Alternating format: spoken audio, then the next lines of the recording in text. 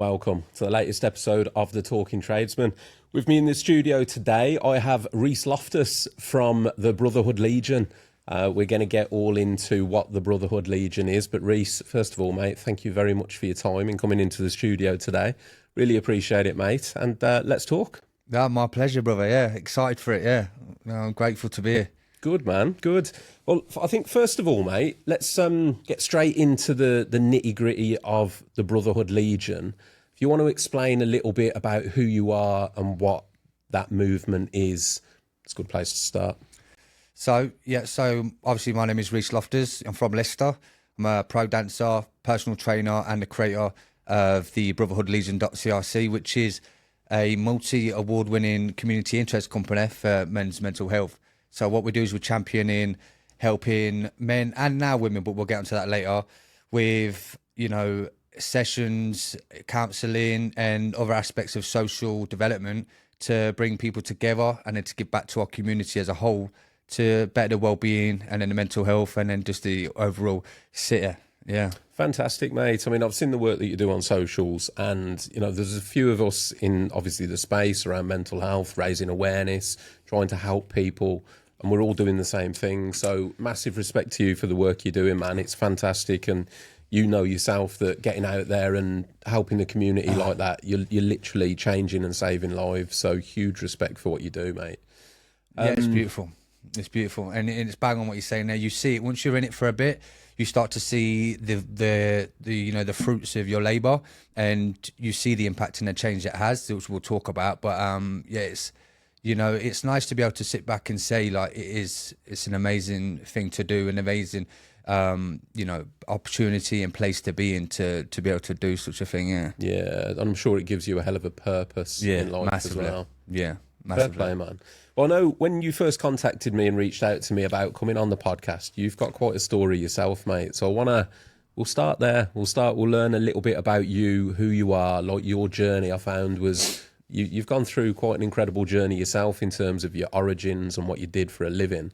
So let's go there if that's okay. So like pulling it back to there, saying, look, my name, my name, and then my profession as a pro dancer. We're going to take it back to the beginning of the story there. Absolutely. I'm from a place called Braunston, but I've also moved around numerous council estates within Leicester, with my mum and my three brothers and my little sister. And as a child, I was kind of lost. I had no direction. I was uptaking drugs and crime.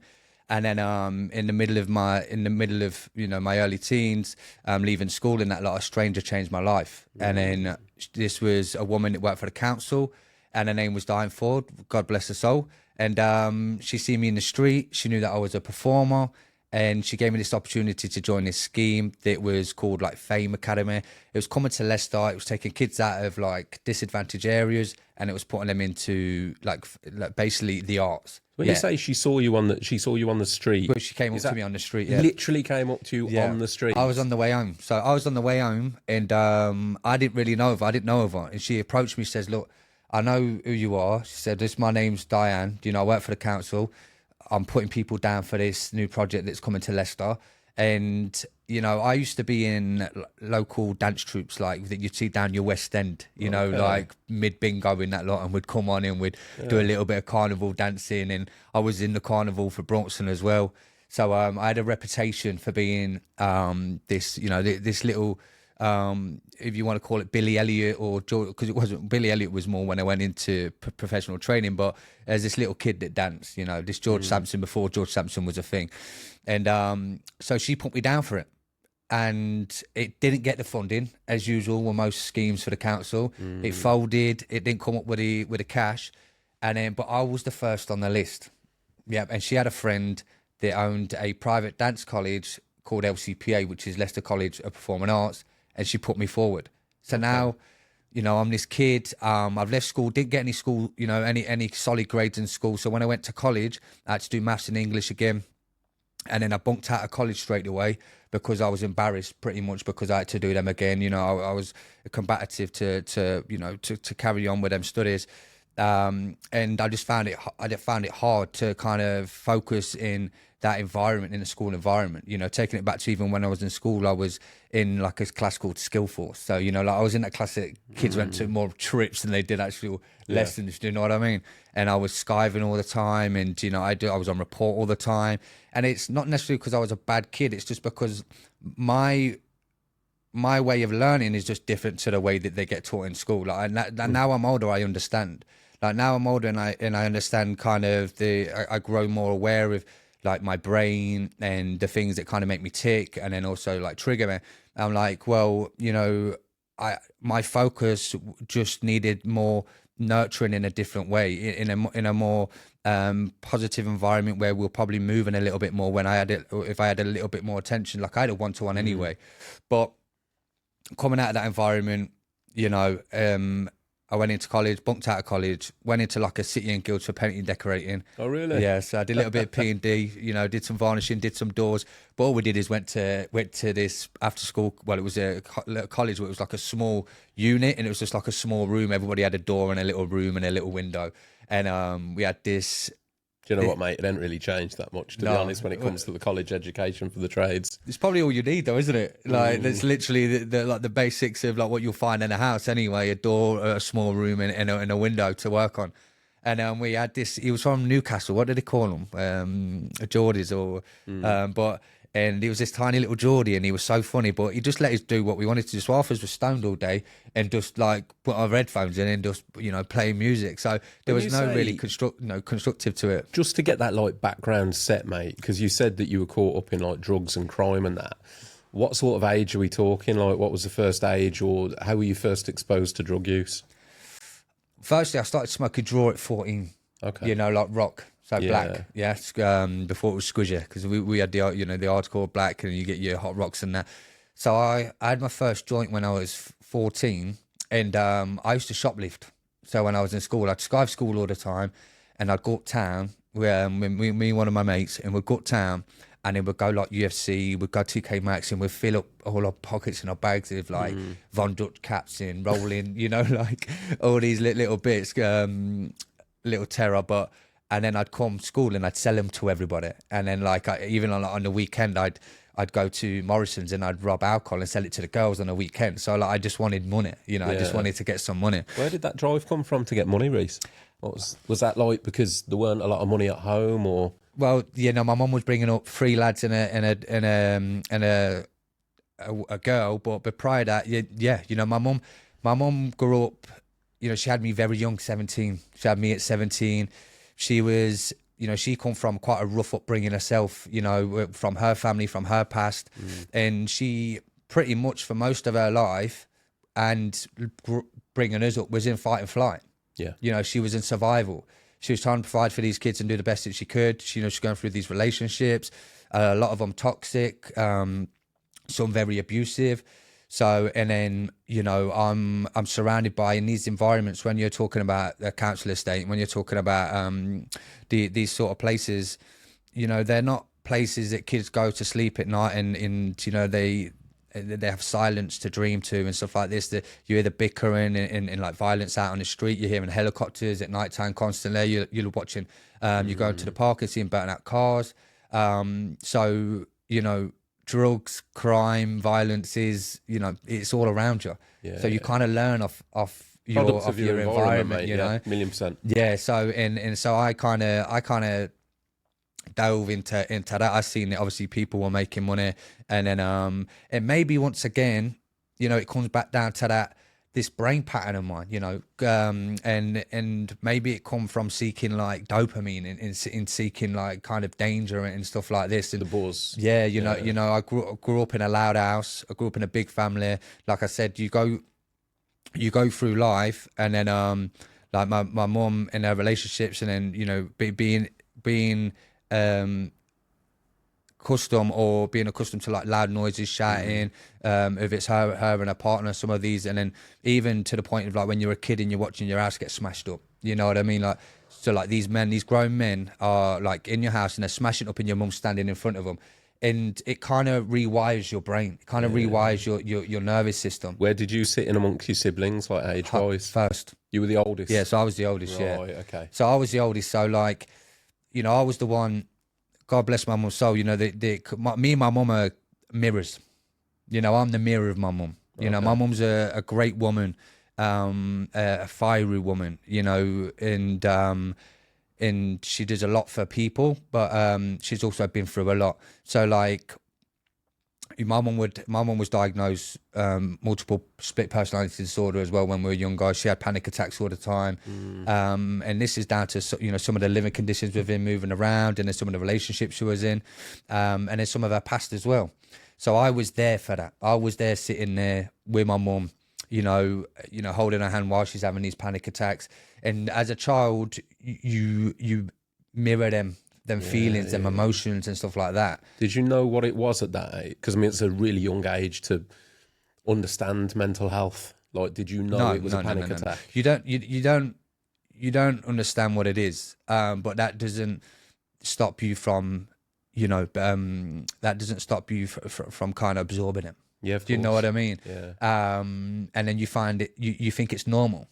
So, you know, or you don't see it as so like out of the ordinary. So that's why, like, you know, people that live in like other, say, private estates, or they've grew up in with both of their parents, because my father wasn't in the house, and what, you know, if people come into Braunston and they would walk through Braunston, and they would say in Braunston, sit with and talk to some of the blokes, and then you're sitting in, say you're sitting in a house, and then you people that are coming in and they're using substance, and they've been using substance for a long time, and they're coming in, it would make people feel very awkward. But you see them as human beings, you see them as normal people, like, and there's that void of like this poverty environment that breeds people that are hurt, you know, people that have kind of been beaten up by life, or have become a quite like successful product of their environment, which is still quite dangerous. When you come from a dangerous environment, you as a child, you think it's normal. You think it's normal for parents to shout at each other. You think it's normal to see violence on a day, people fighting in the street, or to hear about people's doors getting kicked in, or, you know, I remember I was 7, 8, and then I was chilling on the corner, me and one of my boys, we're kicking a can, you know, it's like midday or something, and then just like a big skid, a big massive transit van comes round the corner, burns rubber, goes down to the end of the cul-de-sac, and then like 2 blokes come out, they're ballied up, and then they go round the back, some bird comes out as well, some woman, and then they pull a geezer out the back of the van, and he's got a bag on his head, and they're stomping on his head, and now they see us up the top of the cul-de-sac, and then they run up the cul-de-sac and we run home. Yeah. Now I'm like 7 years old. I'm running back to my mum's house, and, you know, I'm as a kid, I'm scared for my life. Yeah. You know, it's not abnormal in them places. You know. You know, I could talk about other things. I remember when I was 16, I had a drug dealer ringing me up,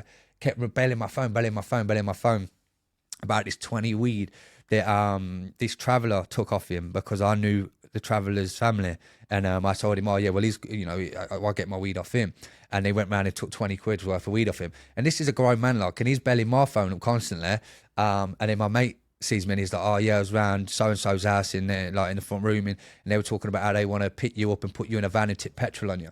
Yeah, so I gave him the 20 quid to take round the gaff. Yeah, do you know what I mean? Christ, so it's like, it's that environment. So as we get on further to talk about like this, you know, this kid and then this woman giving me this opportunity. Let's stop there a moment to say a massive thank you to our headline sponsors, Zinza.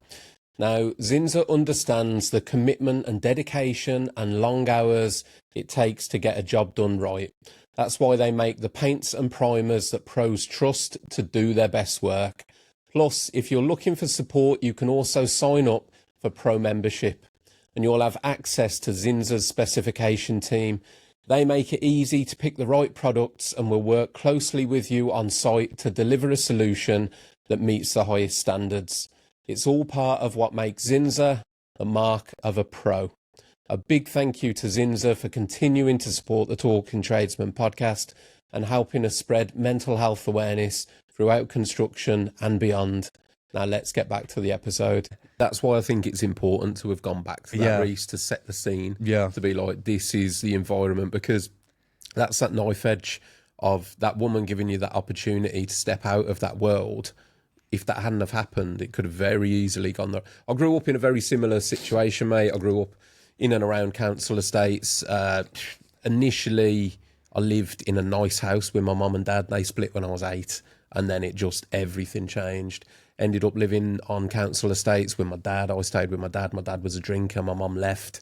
So I grew up around it, mate, and the desensitised way, things just become normal. I mean, the school I went to, it was a rough school. I remember once we all got held in school because somebody had been shot outside the school gates.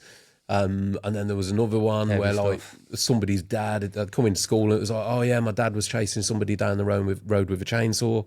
And this was just normal. Yeah. It was like, oh yeah, did that happen? What happened on Friday? You know, madness every day, these stories, and you get desensitised. It's like, oh right, yeah, normal. Yeah.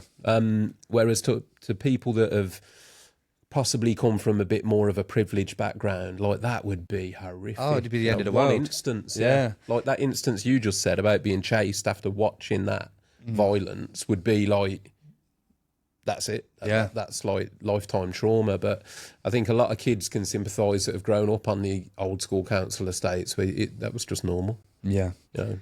And I think, you know, even, to take any positive from it, it kind of builds resilience and a nervous system that is kind of, it's quite confident in them environments that would normally break people. Yeah. Not that you ever want to build build mental fitness from putting yourself in constant fight and flight, but it does become one of the turnovers of being in a place like that you do kind of, you're not totally unaccustomed to feeling fear. Do you know what I mean? And I think like going back to talking about like watching my mum, I remember because we talk about, I'm not religious, but I talk about the cross and what the cross means to me. And then because I've got a picture of Jesus as well walking on the water, and what faith means to me. Now, my family's Irish Catholic, but I'm not religious. But what I do is I admire the symbolism of the cross is, God sacrificing his only son for, the sins of the world. Now, if in life, you'll see examples of people having to sacrifice things all the time to kind of grow or to protect, the things that they love. And watching my mum, bring us up and then stand in front of, grown men that, that were violent and grown men. I had a symbolism of, watching my mum's, that same love that would sacrifice herself for the love of her children. And then you kind of reflect that on your everyday life of like, you have to sacrifice parts of yourself to love yourself, to move on to a different place as well. And there's kind of the things when you look back at life, you can kind of learn a lot about. Yeah. Yeah, definitely, mate. It's, they say that growth is always uncomfortable, mate, isn't it? Yeah. Always uncomfortable. Always. And it's those moments of discomfort where the growth is, unfortunately. It's where it lies. It's where, where you do have to, if you want change, there has to be change. That sounds like the most simple statement in the world. But it's right. But it's true, yeah. When you come from certain environments and you don't want that to be your future, the change is often walking away. It's leaving people behind. It's, you have to walk away from friends that might have been friends for a long time, but they're in their world, living their existence, and that in order to grow as a person, you've got to leave that behind. And it's not because you think, anything negative about them, or you don't want to be friends with that person anymore. Sometimes you just have to. Yeah, you're just putting yourself first. Yeah. You're just prioritizing yourself, and I think that's uncomfortable for a lot of people, and it's scary as well, because you don't know what's on the other side, and then also it makes you feel alone because you're taking yourself out of that environment, you're taking yourself away from the people and at the beginning, majority of the time, you are alone. There's that big gap where you haven't found any of the new people yet, and you're trying to create new steps in new behaviours and new habits. I think that's why, like, your story struck me, because it's like the Billy Elliot thing, isn't it? Yeah. Kid from a rough background, council estate bringing up, having that environment, because professional dancing, to me, I might be miseducated here, but it kind of screams like middle class, like that. That's quite a like upmarket thing to go into dance. And also, it's that whole like, well, if you're getting into dancing as a lad from the council estates, how's that going to go down? You're going to get the pissed up. And then you've got this new environment, new people, new everything, mate. So let's, I guess, go to there. And that moment where this lady, your guardian angel, as it were, came and gave you that opportunity. How did all that play out? So she come up, she gave me that opportunity, and you know, the first opportunity actually folded, like we said, and then she put me forward. What was your thoughts, so Rhys? When she came up and did that, what did you think? I was, you know, at the beginning, it was like a winning ticket, because I wasn't enjoying painting, decorating. I didn't understand what I was doing at the time. I had really no options to go forward. And so I was kind of just going with the flow with this painting and decorating stuff. And I was like, okay, then, well, you know, this is where I'm at. This is what I'm doing now. You know, I need to get out of the house. My mum needed me to do something. So this was going to be the route. And so when she offered me it, I was like, okay, yeah, 100%. Of course. Yeah, that's exciting. And then, you know, I had hopes for it, but I didn't understand like the magnitude of it, or like, you know, what was going to come of it. So, were you dancing before that? Yeah, so I started breakdancing when I was 14. So my mate took me to an after school club. Yeah. In my mind, I'm thinking she couldn't have just come up to you, picked a random kid and gone, mate, do you want to dance? Yeah, no. What I mean? So everybody, I mean, like, I was quite popular within Braunston and within Leicester to an extent for being this little kid that could dance, because you know, I'd go to body popping classes, breakdancing classes when I was 14 after school, and then I'd go to like nappy nights. I was in like this ER crew, shout out to ER crew, Mandy and the family. And then so I was doing all the local tours of the West End. I was doing carnival, and then I was going to these under 18 nights, and I was doing the flip side. I was doing the battles and like. I was known, especially for a lot of the scene. I was like this little white boy that can dance, because you know, I was dancing in prominently black environments as well, like African Caribbean nights, or just like nappy nights at Zanzibar. But a lot of my friends also were black. And doing carnival, obviously carnival's you know, soca, bashment, they're all you know, about African Caribbean styles and stuff. So I already had a reputation of being like this little cheeky boy that danced and moved around, and I danced down the street in Braunston with my headphones in, you know, your Walkman ones, and you'd have a tag. Where did it start, Rhys? Like, what was day one where you thought, shit, I can dance? Or like, did you always dance as a kid? Well, I think I might have, you know, jumped about in that lot, but so one of the lads, he was going breakdancing, and he was a free runner. You know, he was only still 14, but they'd like climb on walls, like schools and stuff. And he was like, "I'll come to breakdancing with me." And then we went to, it was like a youth kind of like open class, because they just put the mats down. It was the teacher was Rolo, and everybody learnt off each other. Yeah, so I went there, and I wasn't much of a breakdancer, but I learnt a little bit up rock, learned a bit of down rock, and then I was more like popping and locking. Yeah, but the funny thing is, I didn't really know at the time now, but my mum actually used to dance when she was younger, and she was in the Haymarket Theatre in Leicester, and my dad actually was in a breakdancing troupe as well. Like he was a body popper as well. So it was in there. It was in the genes. You know what I mean? Like from passed down. But I didn't know that about my dad, and I didn't really know about my mum. But I went there, loved it. You know, found a really calling for it, and then I was obsessed with it. You know, it was just. And I think once again, just going back to that, like my source, like my core is like the energy that I have, and it needs a point. It needs like it needs like something a battery to charge it, or like a focus it needs. And dancing was like a focus for me. It's like it allows me to express myself. It's like supercharging for me, like the movement of it, and it just felt like it feels more natural to move than it does to stand still, especially with music on, you know. But so it come from there. So and then I started self-teaching myself a lot. So so when I was ready for that audition for the private school, Leicester College Performing Arts, you know, I burnt my CD. Remember, you have to burn your CDs back in the day. I burned my CD. It was something to do with like Flipside or something, and Took it there, and the funny thing is the CD didn't work. The CD didn't work, so my mum had to put it on a bloody. It was a Samsung. What is it? Samsung, like Motorola or sort of phone, and put the phone on the side and played a song. Yeah, so we played the song, and I've done my little dance and that I've created at home, and then they were like, "Yeah, love it." They took me through a couple of classes. I went downstairs, did a couple of classes, and then they were like, "Okay, you're going to hear from us." And then, you know, not so long after that, got the call. You got a 3-year scholarship. We want to take you on. You know, obviously now I'm like, oh my God, this is a movie. Do you know what I mean? Like this is blowing my mind.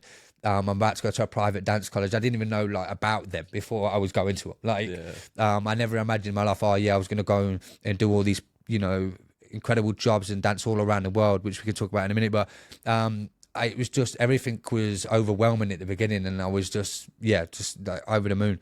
And then my community paid for all my dance gear, so they heard of it, so they sponsored me, because it was a couple of grand to pay for all that dance gear, like your shoes, your ballet, you know, all your equipment, and they paid for all that as well. And then I started it, and talking about obviously this kid coming from, you know, Broughton and going to this environment where normally they are a little bit more middle class and that. You know, I remember the first day I've turned up and you go into the theatre and everybody's sitting there and you're meeting the teachers. And now I was, back in the day, I was a bit like, you know, some people would have called me like a wigger or something, you know, like, because I said like, I hang around a lot of black lads. I used to wear these big long tracksuits. I had these flat beat caps on. I used to have my postcode on the side of my cap, you know, because we used to move around in gangs and that lot. So I used to have like LE3, which is like where I lived, like on the side, printed on the side of my cap. And I've rolled up and I'm in all black and I'm just sitting at the back of the hall. And I'm this little white kid, and then they're all like standing up and saying their name. And then like, I stood up and I'm like, yeah, my name's Rhys. You know, I'm from Broughton, and I'm excited to start the class. And you could tell everybody was just like, who the fuck is this kid? Do you know what I mean? Like, how the fuck has he got it? Like, do you know what I mean? And then from that day on, you know, it was never actually about anybody in that class anyway, but I just, you know, I put the work in, and I made sure everybody knew, always, that, you know, I was there for a reason, and I was, you know, I was not to be looked over. There's a different grit, mate, I think, when you come from that kind of background and you're shown a different way of life or an exit route, or, you know, something can be different. If you've got those kind of environments, they either make or break people. They swallow people. People become the environment. They just perpetuate. Or you get the people that step back and go, nah, I want out. I'm going to fight to get out. And when the people have got that fight in them, that's a powerful thing, mate. Yeah, it's like, you know, when you watch movies and like, I'm going to get out the hood. Yeah, do you know what I mean? Yeah, like, I'm going to get out the hood. It was like that. It was like, I'm going to get out the hood. Like, but the funny thing is, you know, I didn't understand it was happening till it happened. And then now I look back at it, and this is because I'm always trying to reflect on my past. I'm always trying to reflect and try and learn something about myself.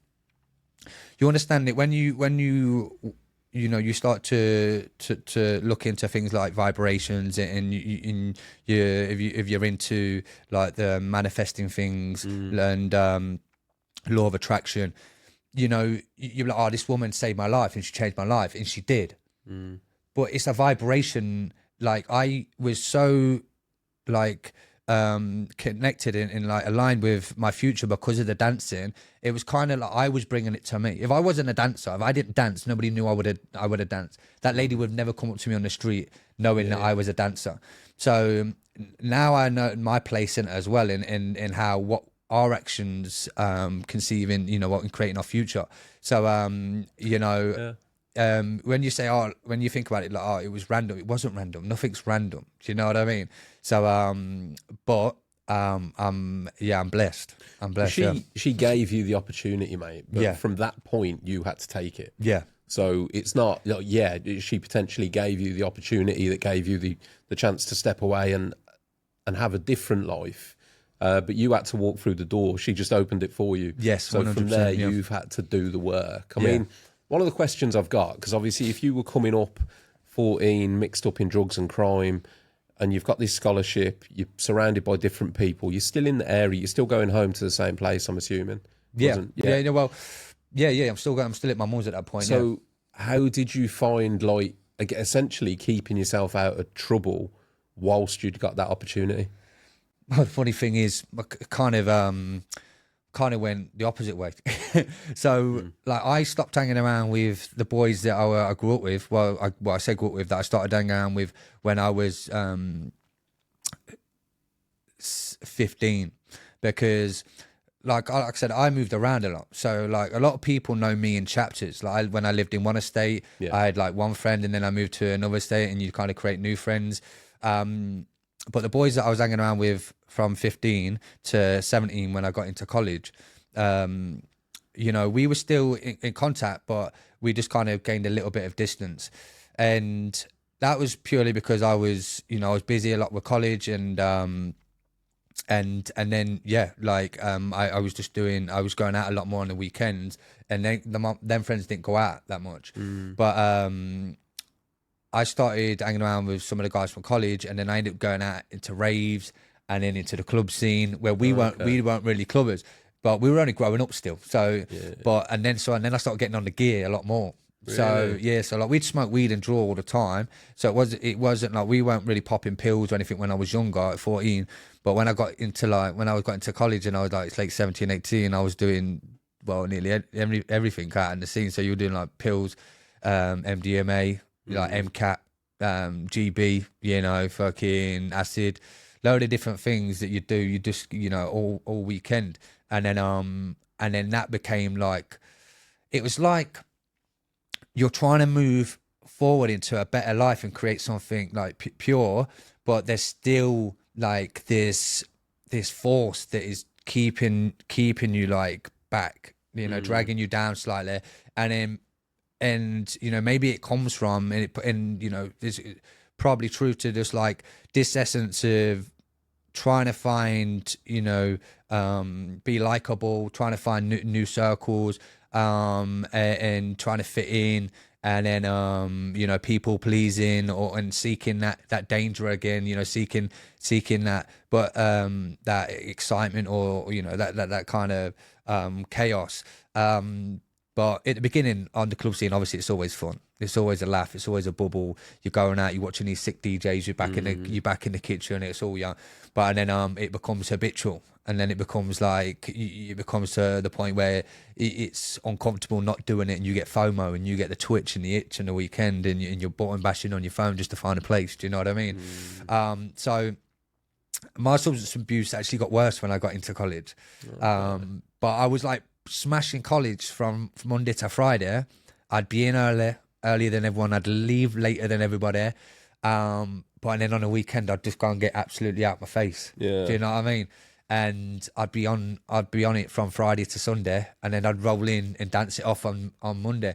When you look back at it, like now, when you're older, you're like, I'd die now. Do you know what I mean? But But to be fair, mate, I never got on the drug scene, but I used to drink from an early age, and like, for me, because I played football like forever, like Sunday league, and I look at same thing. We used to roll in at 4 a.m. I'd be there for a 10:30 kickoff, and the thought of doing that now, mate, I'm in bed for like 3 days. So yeah, it's mad what you can do when you're young in terms of resilience. The way you heal is just incredible, Yeah. And especially doing like, because I did that as well, backwards and forwards on substance abuse for dancing, like throughout my late 20s.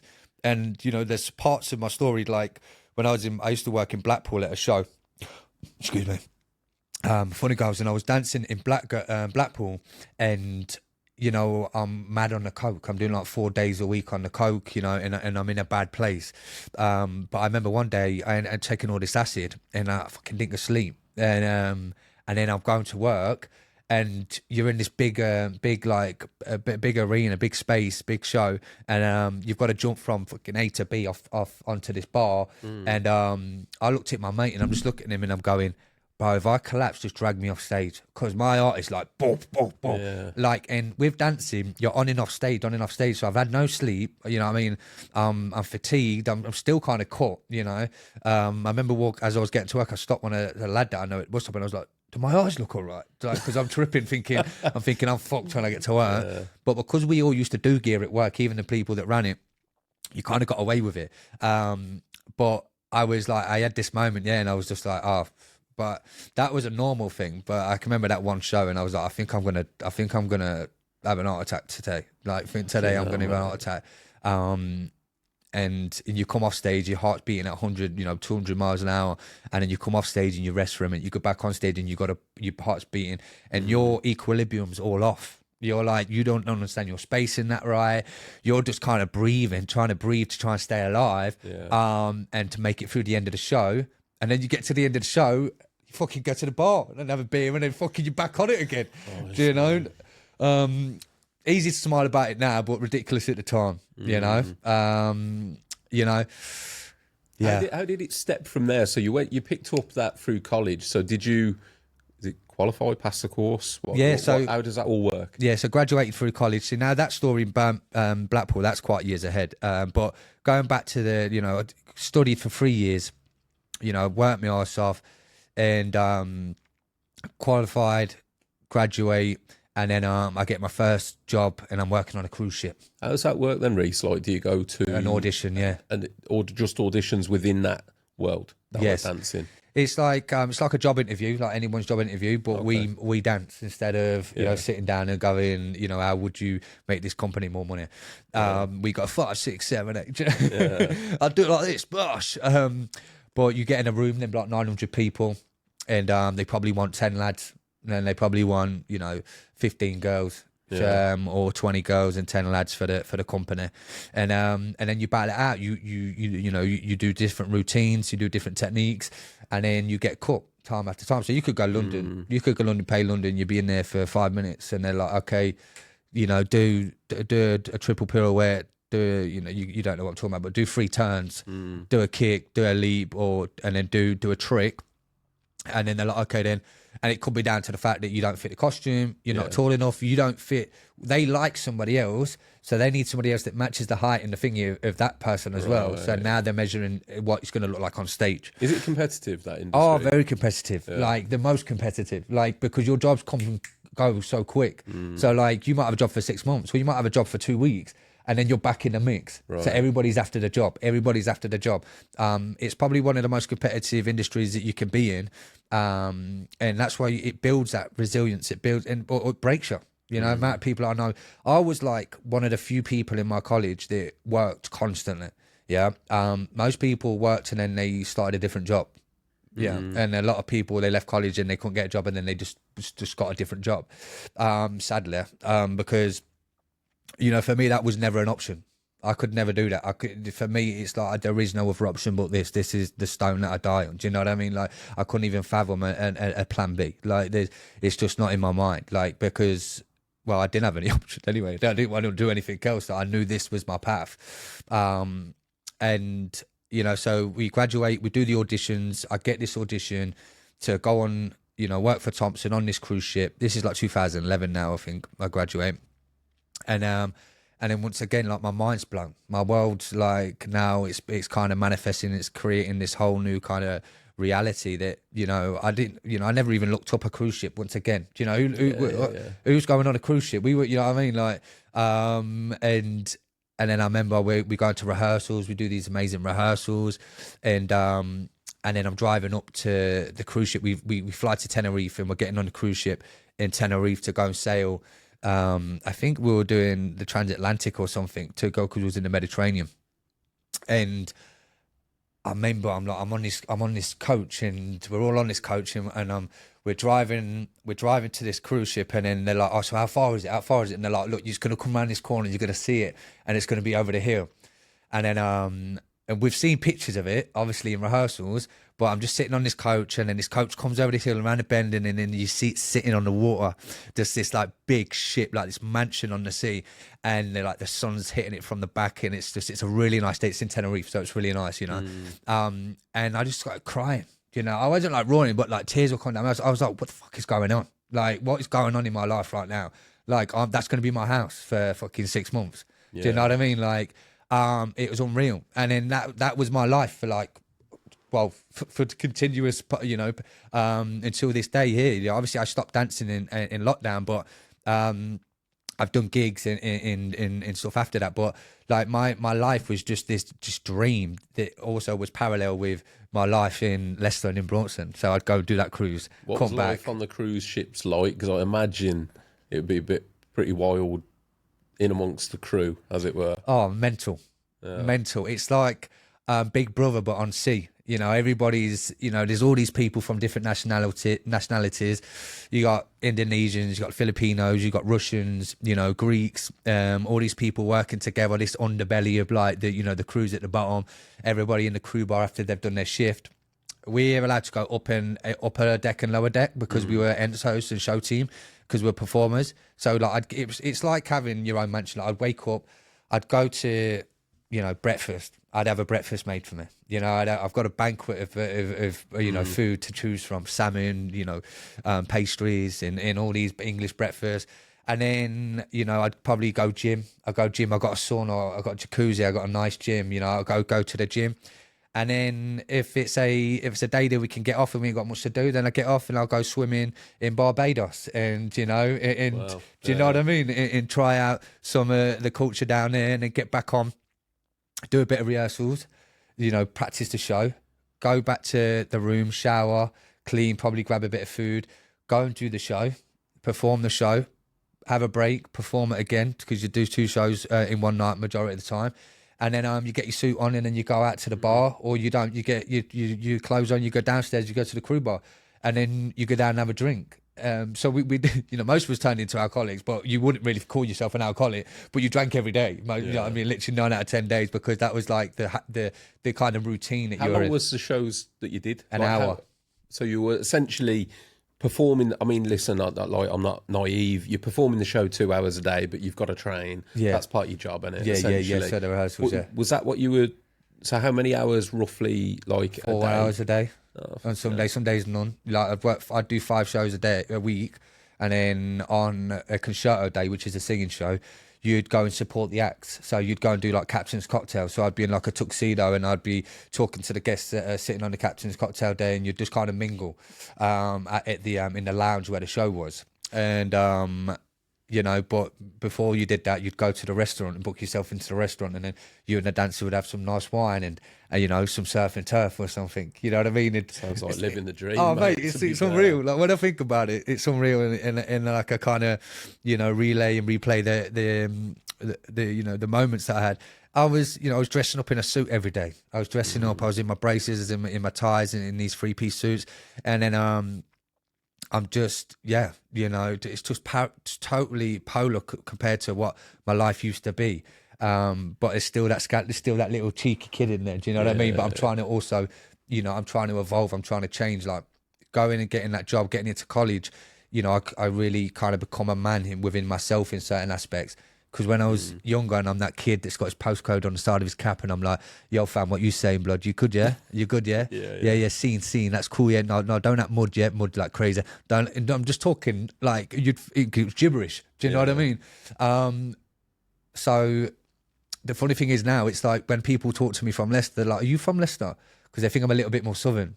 And it's because I've kind of picked up all these tones and all these what do you call it? Just ad libs or accents in slang from other people, as I was, you know, changing my dialogue as I got older, and then I've kind of just set into what it is now. But so yeah, it was an amazing experience. I did that for 4 years. You know, cruising all around the world. I went Croatia, did the Greek islands, I did the Caribbean, both sides, so the small islands, Trinidad, Tobago, St. Kitts, St. Lucia, Jamaica, and then I went to Havana, went to Mexico, and you know, I've done the Canaries in the Med loads of times. So yeah, and then between them, I'd come back and end up getting fucked up all the time, falling back into that environment, so then sitting, you know, and I'm sitting on you know, fucking on sofa, just smoking weed, waiting for the 2 months until I go back into. What a mad contrast! Do you know what I mean? Yeah, to go from cruise ships to back on the estates, as it were. Like that's a head fuck. Yeah, it was just. They were, like I said, they were just so abnormal, and it would be kind of a buzz at the beginning because it was such an unusual, you know, life to be living, and then to come back and to be around my people and that lot, my family, my friends and that lot in back in this environment, just something that was totally alien. Like there weren't many, I didn't work with anybody that was ever like me. Yeah, You of know, course, I never went on a job and there was somebody that was familiar to my upbringing or familiar to my energy or stuff like this. There were people that were really nice. Like all the teams had lovely people in them. Not everybody that you got along with, but that's just natural. But none of them were of the same cloth, as you'd say. So, you know, there were a lot of the times when I was kind of moving through this, you know, there would be exhilarating emotions of like passion and just joy and pride, and then I'd also like have these moments in these waves of just like loneliness of like being away from my friends and my family, and not truly feeling like I was understood by people. Do you know what I mean? So that was always kind of something that you kind of battled with, but nevertheless, it's, you know, I feel so grateful. I feel so blessed, and that's kind of sometimes a part of my drive, you know, and a part of like what I do, what we're going to talk about with the brotherhood and giving back to the community and inspiring people. You know, Diane, she took off like like that hood or like that veil of like limited beliefs, the glass ceiling. Do you know what I mean? Like she opened my mind up. It's like, you know, Morpheus disconnecting Neo and just saying, you can do so much more, and I'm going to show you. I want to show you what you're capable of. I'm going to give you an opportunity to express yourself and to push yourself and put yourself in positions that you would have never dreamed of. And then once you kind of realize that and you practice it, and then it works, you keep practicing it, and then you keep getting surprised, and you're like, okay, then if I can do this, what else can I do? You know what I mean? If I can apply myself to the way I apply myself now, what else is out of my reach? Nothing. There's nothing. Now, and that's what I totally embody now. I think if there's anything that I want to do now, I could do it. It'd take me time, but nevertheless, if I want to do something, if I'm passionate about it, there's nothing that's stopping me. Absolutely, mate. Like you said, it's that glass ceiling, self-limiting beliefs. And quite often it's quite prevalent in growing up in hardship and areas like that, because 1,000,000%. other people project their limiting beliefs onto you. You know, you're this, you're that, you're the other, in terms of like, you're from here, you're from there.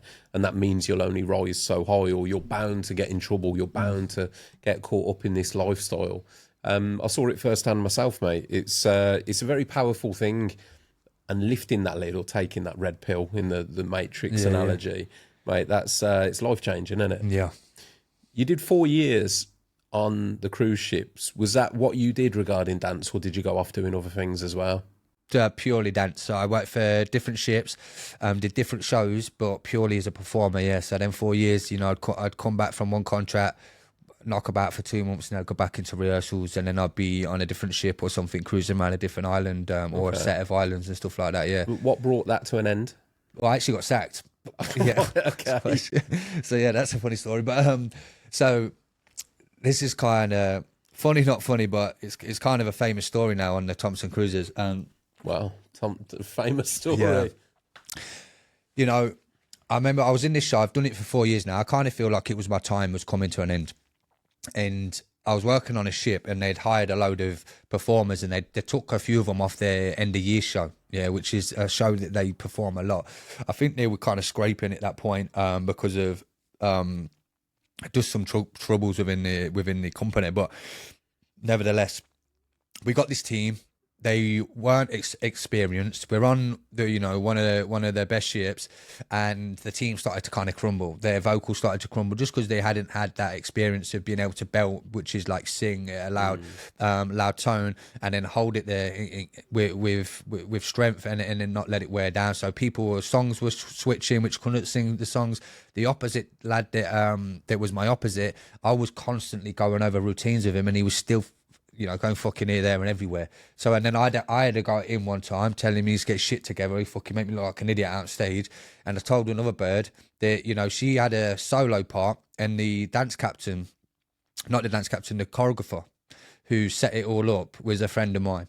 And then she was like, yeah, okay, I'm going to leave it with you. I'll make something, and then I'll work with the dance captain and make something, and you know, and make something great.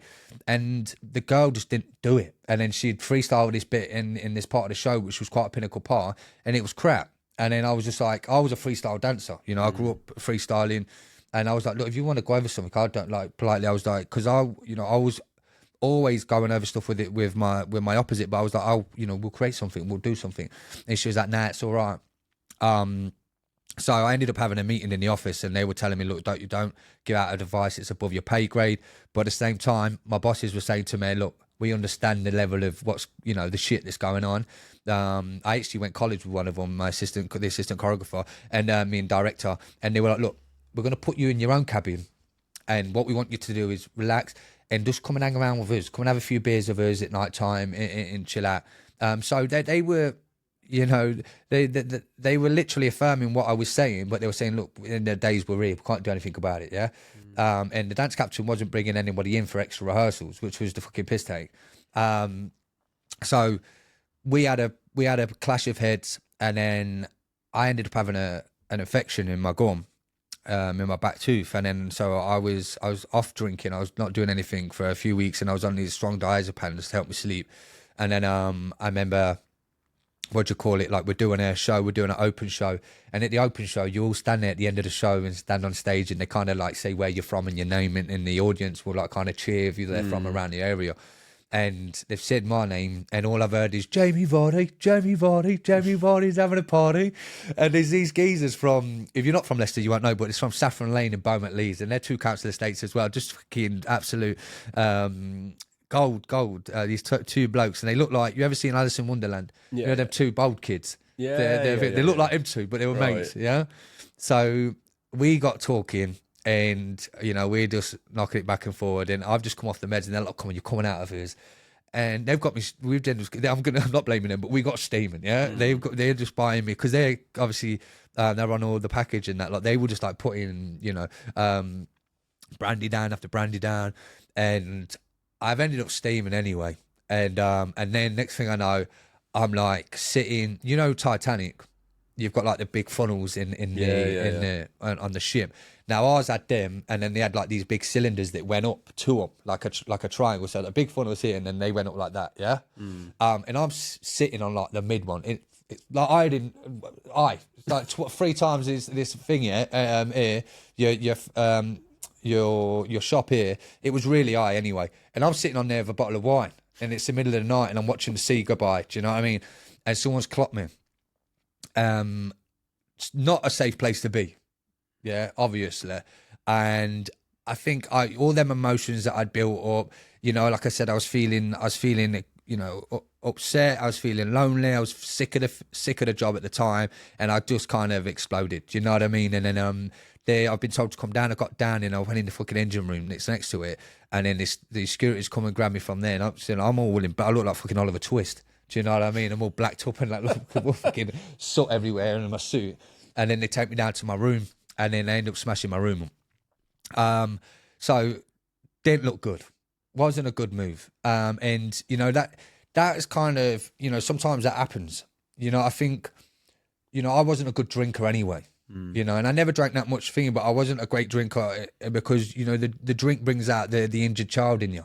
You know, once you get past a certain point, if you know, when you put yourself through them any of them sort of that abuse, or, you know, with alcohol or anything, you bring out, I believe you bring out that hurt little child inside you, and then he starts to come out, and he starts to express himself in different ways, and then, you know, if it's through anger, or if it's being loud, or and etc. And you know, if I drink too much, then I can get loud, and you know, I can get a bit rowdy in that.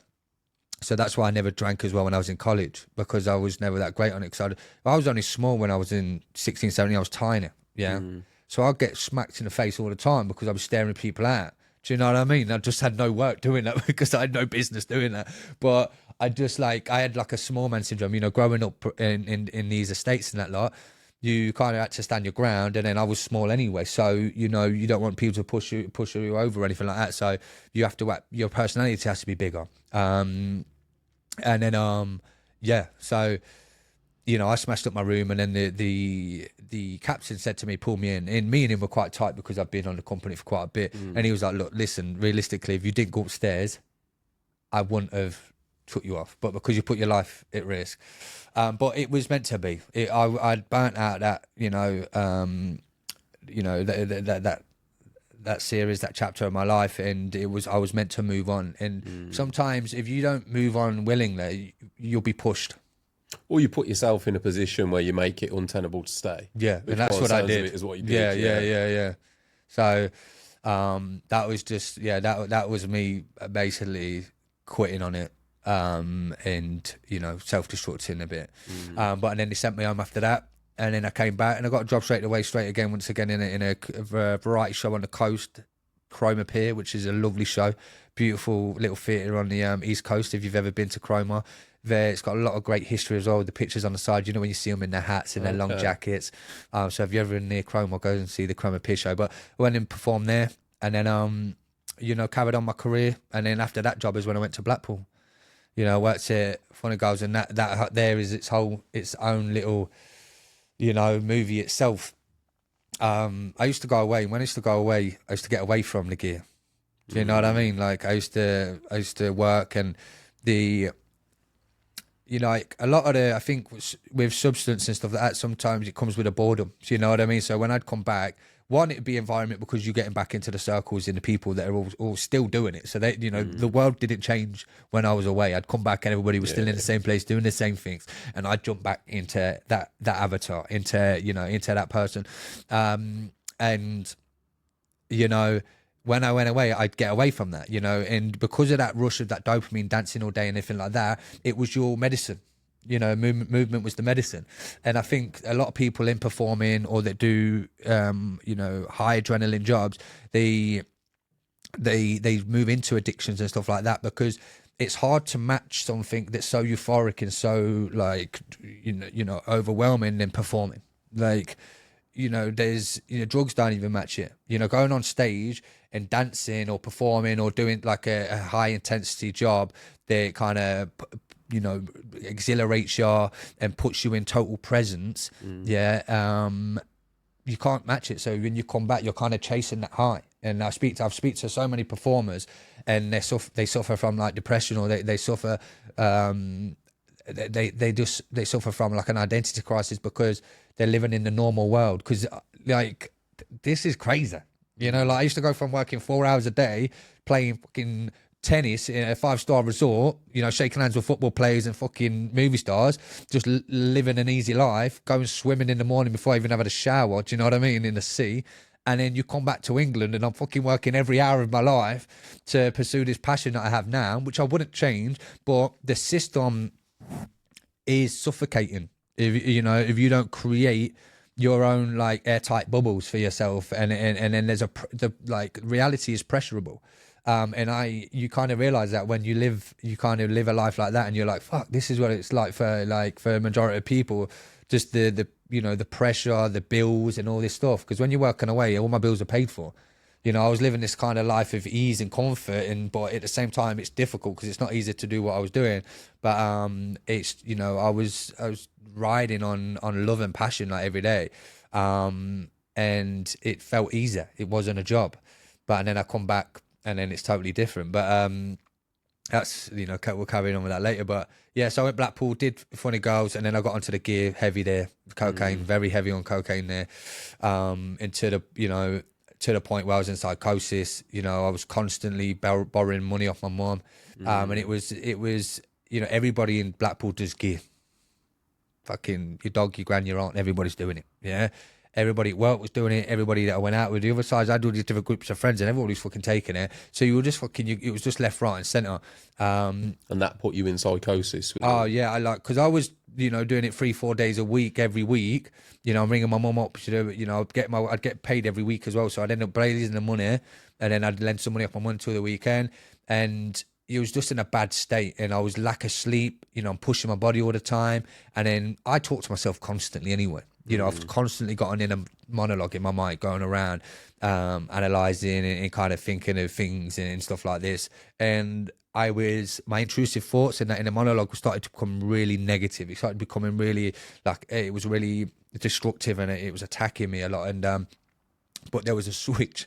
There's one way saying, like, there's going through a point where you're like, oh, thinking I should, like, I'm a waste of space. Yeah. In saying, you know, I'm a letdown, I'm a disappointment, you know, all these are feelings of letting everyone down that gave me this opportunity to make something great of myself at home, in my community. That's like one level of intrusive thoughts. Speaking to yourself and feeling detached from the voice that's speaking to you is a whole different thing. So saying, Rhys, you're a mess. Rhys, everybody hates you. But it sounds like it's not you.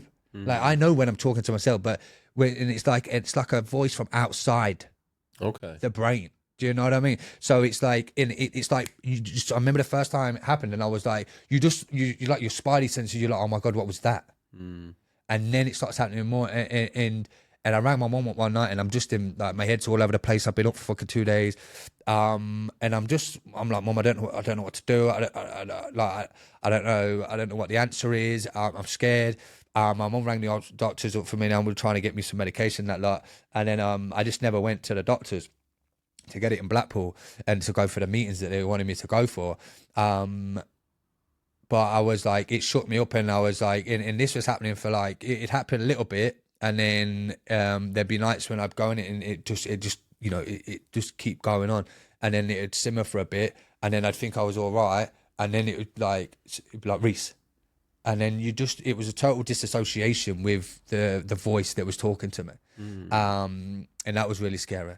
And then, you know, once again, I finished that job, and then I got I moved away from the house that I was taking the gear in, and I moved into a singular home with some other people, but out of the way. And it kind of just gave me a kick, being like, I kind of need to ground myself or get myself away from this as fast as possible. I was still kind of using enough, but I wasn't using as much. But still quite fun. But it just, the more that I started to look after myself, sleep, the less I started to experience it. But it's weird because, like, a few months ago, now I'm not even, like, I'm not abusing substance or anything, but I was in bed, and, like, I thought I heard it. You know what I mean? And I don't know, you know, if it was just pure fatigue or stuff, but it kind of, you know, or just trying to be hyper aware, and I was but I heard it again. So what does it, when you hear it, is it always negative? No, it wasn't even this time. It's not. Yeah. It was like just saying my name. Okay. But it doesn't sound like, it doesn't sound like you. Yeah, it's just not, it's not you. If you're in a room and somebody clear as day says your name in your ear,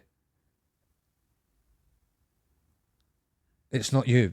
It's not me talking to myself. But it's like someone's right next to me and they're going, Rhys. And you're like, someone's shouting me. But you know it's not. You know, so I can't make men's of it, but you know, this is why it's so important for me and for every one of us is to understand, you know, to the positive enforcement of, like, for me, of affirmations and stuff like this, to create a routine and a habit of talking to myself in a positive way. Yeah, constantly. Definitely. You know, my affirmations and on all these other things that I do, I write in my book. You have to coach yourself that, because it's so easy when you're tired, when you're fatigued, to start falling into them intrusive thoughts of, like, that you're not good enough, or that, you know, that you're doing things wrong, and that you know you're letting yourself down, or it's going to go wrong, stuff like that. So you know, that's, I believe it's natural when we're tired, we fall into the things that are most prevalent in our societies, which is people always judging each other and judging ourselves, and trying to amount ourselves to the next person or the next thing or the next place, and thinking that we're not adequate, or we're not doing good enough because we're not at a certain stable or place in our lives, and, you know, the comparison to other people. So you constantly got to try and coach yourself. You constantly got to, you know, have that inner dialogue that kind of grounds you again. We talk to ourselves in a way we wouldn't dream of speaking to others, because in reality, like, if somebody else were to speak to you the way you speak to yourself, you'd punch them. Yeah. You know what I mean? Like, you wouldn't walk up to somebody in the street and be like, "You're fucking worthless, mate." Yeah. But that's how we speak to ourselves. Yeah. It's and it does takes conscious acknowledgement and work. Yeah. To work Repetition. your way out of that. Yeah. It's repetition. Like, it's total. Like, for me, your brain is a computer. It's like we are the most functional AI. Like, your body runs on like organs and that lot, but the electricity that goes through it is what keeps it alive as well. And your brain is a supercomputer.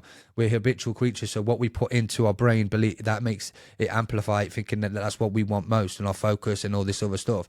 If you constantly play negative, or you've been around people that have constantly just fed you poison in your ear, and made you like chase it in work, and not gave you rewards, or not let you nurture it, and gave you positive feedback. You're constantly chasing that, and you don't feel like you're good enough, throughout your actions.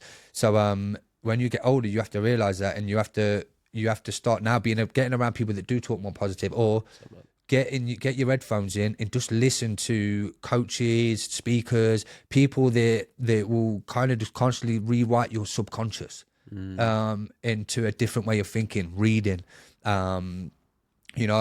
Les Brown, Tony Robbins, I know that you were talking about him with that other gentleman that you had on, but him, what is it, Earl Nightingale, Inky Johnson, all these people that are, philosophers or writers and speakers. You listen to them on a regular basis, you will start to think in different ways. You'll start to look at different perspectives in actions, and you'll start to believe in yourself in a different way. Like, we all need to be doing stuff like that. It's a necessity. And I go on to talk about that, with the lads in that lot. Our brain needs like feeding, needs exercising the same as ways our body does, and it's not something that's a luxury. No, it's a necessity. Like, it's for our balance, the same way your car needs maintenance, it needs to get MOT'd, and you need to change the oil in the tires when they burn out. You need to be getting around the right places, the right people, feeding it the right way, with the right foods, with the right content, and then keeping it active, to keep yourself balanced, to be able to fucking deal with the world. Absolutely. Do you know what I mean? It's a weird one, isn't it? Because I think everyone would agree that if you don't train physically and that, just move, if you were to lie in a bed, and not do any kind of physical exercise, movement or anything, everyone would accept you are going to become weak and get ill, right? But the same with your brain. If you don't train it ever, it will become weak and you will get ill. Yeah. You know what I mean? So like you just said, you've got to be very conscious of what you're absorbing, what you're putting into it, because that is your brain food. If you're surrounded by negative people and negativity, it's going to make you negative. It just does. Yeah. And there's a lot of expressions, aren't there, around the people you surround yourself with. If you are in a room with five people, you become the sixth of whatever that sort of like stimulus is around you. I've seen it myself, mate, that the power of surrounding yourself with ambitious people, limitless people with belief and like ambition and like a can-do attitude of, why not? Try it. Support, go do that. As opposed to, me, myself, the circles that I used to knock around in when I was younger, you'd be ridiculed for wanting to step out the mould. Do you know what I mean? Like, you can't do that. Yeah. Like, and you surround yourself with that. You never do step out. Yeah. You've got that limiting belief on you where, you might seem, your bar for success is a lot lower. Yeah. That makes sense. It's like, how can I put it? If you grow up in a certain environment and you're doing okay, you're earning the bare minimum, you're just not in a life of crime and drugs. Some people are like, no, he's made it, he's doing well. But actually, there's so many other layers and other levels you can achieve. Yeah. But you don't believe that because you think to yourself, well, I'm this kid that's come off a council. I can only achieve this. I've done well because I'm just not in jail and I'm not on drugs. Yeah, facts. And it's that thing of then surrounding yourself with people with that, like, for want of a better expression, a millionaire mindset of like, yeah, fuck it, I can do that, I can try that, I can do this, I can do anything. Powerful, mate, really is. You just don't know the workings of the next level as well. So when you get around in people, they highlight areas that you weren't even aware of, if it's trying to make money, or if it's, you know, unlocking different platforms and in businesses, and it might be even built around legislation and law to build a business. If you're not from that place, you don't know it. So it might be in front of your eyes the whole time. You just need a coach or someone to be like, bro, you've got everything you need. All I've got to do is put you on this platform, and then ring this person, and then we're already on our way. Do you know what I mean? And it's that thing of like having the right person around you to be able to give you the opportunity to step through into what you're capable of. And if you're not around the right people, you're not going to get into the right rooms. Or if you're not aware of it, then you're not going to push yourself into the right places, or believe it's possible, like you said. So you need a coach, or you need an environment or an influence, and sometimes they can be audio, you know, and then, you know, they can be social. You know, amount of times I've done a free course online, you know, from a speaker, or how to speak, or, you know, a business course by Grant Gordon on how to 10x property. I'm not in property, but I just like the way they talk, and I know there's going to be some sort of takeaway, and it's time well spent. Do you know what, Rhys? It's, time well spent, mate. It's a great expression, because for years and years and years, so I've been in business like 24 years, and I've got to admit, like, from my perspective, for such a long time, I was happy with that. Like, one business doing relatively well, I was cool with that. That was it. That was my own self-limiting beliefs of like, this is as much as I can do. Surrounding yourself with people. So there'd be various opportunities that I would get for, like, say, networking events. I always used to look at a networking event of, if I can't earn money there, it's a waste of my time. Yeah. Oh, so wrong. Like, biggest mistake I ever made, because now the opportunities that can arise from just being in the right room with the right people that can just connect the dots somewhere. And sometimes you can make connections that it's like planting seeds that they're not going to grow for maybe 2 years. You know, I had a message the other day off LinkedIn, a platform I never used to use, by the way. I had a message off LinkedIn. I went and did a public talk last year, back end of last year, so nearly a year ago now. I had a message off somebody that was there at that talk nearly a year ago, messaged me with an opportunity. Mate, I remember you from the talk, blah, blah, blah. I've got this opportunity coming up. Are you interested? And that was one of them things, you know, I went there, I didn't get paid. It was just, I met a whole load of new people. So I'm a big believer now in taking part in, you know, networking opportunities, events that you're going to turn up just to meet new people. Doing this is brilliant, mate. Like, because I get to meet new people every day. I get a captive audience, and I get to find out a bit about you. And like, my network through the podcast that has been great. But to anyone listening that is looking for that growth, who you know and networking is fucking massive. Like, just the knowledge, just take a little bit of knowledge off people. If there's people out there that are doing better than you, surround yourself with them, learn from them, you know, pick up just whatever you can. It's that's where the growth is at for me. And people that are growing want other people to grow. Like, this is what I mean. Like, if you're around the right people, that, you know, there isn't competition. Because everyone's trying their best to be at the highest frequency, to do their best, to put, you know, to be their best version of themselves, to grow themselves. So they're not looking to lower their attitude or their vibration, you know, or their behaviors to look down on people. You know, you got to win his mentality. You want people to come up. You're trying to meet people, and you're trying to bounce off their energy to, you know, to magnify what you're going on. So that's like when you are networking, it's like you're in a room with a load of people that are ambitious and they're driven. Then you can have them conversations that you ain't had in a long time. Like, oh yeah, I'm starting this new business, or I want to start this new venture, or actually, you know, I've just done this. And let's just jump. So using that, because we haven't jumped into it, but the Brotherhood, which I run, the men's group, that is another social enterprise, where, you know, you'll see men sit at the coffee table, and we've got like 12, 15 men around a coffee table, and a bloke, you know, stand up and he'll just tell you that he successfully was accepted for a new job, or he'd just been on holiday and he had this amazing holiday and had this experience. But without having that network of people that you feel comfortable to be able to open up with, and then once that's being said, that's, you know, celebrated, is a special thing. You know, you want to be around people that are going to celebrate you, that are going to try and put you forward for stuff in rooms that you're not even in. It's an observation, mate, because I think there's maybe a perception from people that haven't breached them circles where you think if somebody's doing well, they're going to gatekeep it and be like, I ain't letting, this is mine. I don't want to share this. The reality is, like you said, most people that are successful actually love to share. Yeah. They love to talk about it. And it's when you're so focused on moving forwards, you are not concentrating on holding people back. And a lot of the time, it's actually the reverse of that. It's people that are stagnant. They're the ones that will hold you back because they're scared to see you rise because it's how it makes them feel. It's like, well, if they escape this level of living, then it looks bad on me because then, actually I've got to take accountability for the fact that I haven't progressed. Yes. So they end up acting as an anchor. They keep you where they are. Whereas those that are doing better than you, as I say, it's quite surprising, I think, when you first start to explore that they're so open. I found it very surprising. I've spoken to some hugely successful people and they can't wait to tell you how to do it. Why don't you try this? Why don't you do this? Because their limits are gone. So they just see the potential and they're like, yeah, try this. There's plenty of room, man. That's it. It's like, come with me rather than you stay there.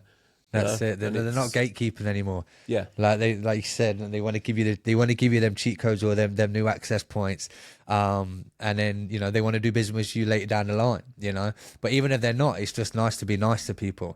100%. And when you're doing well for yourself, you don't have to worry about holding others back, though, do you? No. Because if you've got your own path in front of you that's going well, why are you bothered about if somebody else is doing well?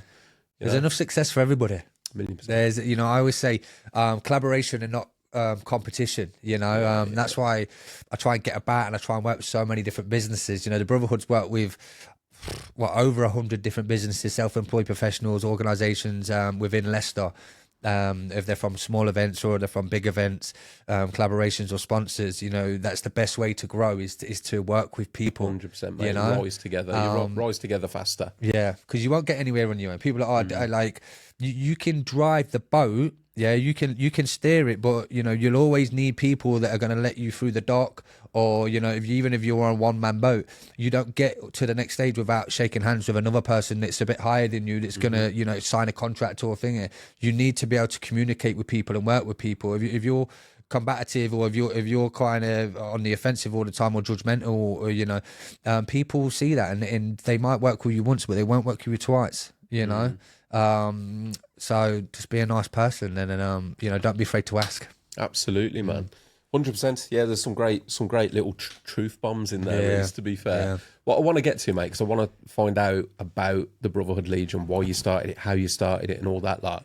But I don't want to miss the gap between you going from, I guess, that bad place when you were in Blackpool. You moved away from that. How did we get from like the dance career to then like to what we're doing now? To the personal training. Well, we came from, I was doing my dance career. I did the Blackpool stuff. I went to Ireland, did an amazing panto over there, and then I come back, and then lockdown happened. So we're at 2020 now, aren't we? It's 2020 was lockdown. Yeah, so like late 2019, went 2020, we're coming to that lockdown, and then. So everything went peak tongue from there. Obviously everybody on a lockdown. Yeah, performing industry. Yeah, that all went. And then so straight away I needed to get a job because I didn't have any bloody money saved. And I moved up to Hinckley, which is just outside of Leicester. Got a studio out there, flat, and then I started working for DPD straight away. So and then obviously we went through lockdown. Lockdown for me was highlighting a lot of premonitions that I already kind of foreseen in the future. As a young kid, as I was 17, we're going to go into like a little bit of a conspiracy plot here. But I used to do a lot all for it, mate. Yeah, all for it. I used to do. My mum showed me this thing called Zeitgeist, like when I was like 17. Yeah, it was like the entry level. When it first come out, like it's not all credible, it's not all thingy, but it's basically a documentary that will expand your mind and make you question things. And she showed me that, and then I kind of got into this like little rabbit hole, and I was looking at government corruption. I started getting into geoengineering, which is like cloud seeding, and Operation Popeye, which was like the Vietnamese War, and how they sprayed a lot of the clouds, and they called it the Muddy War because they extended the monsoon season by like a month, and they droughted out all the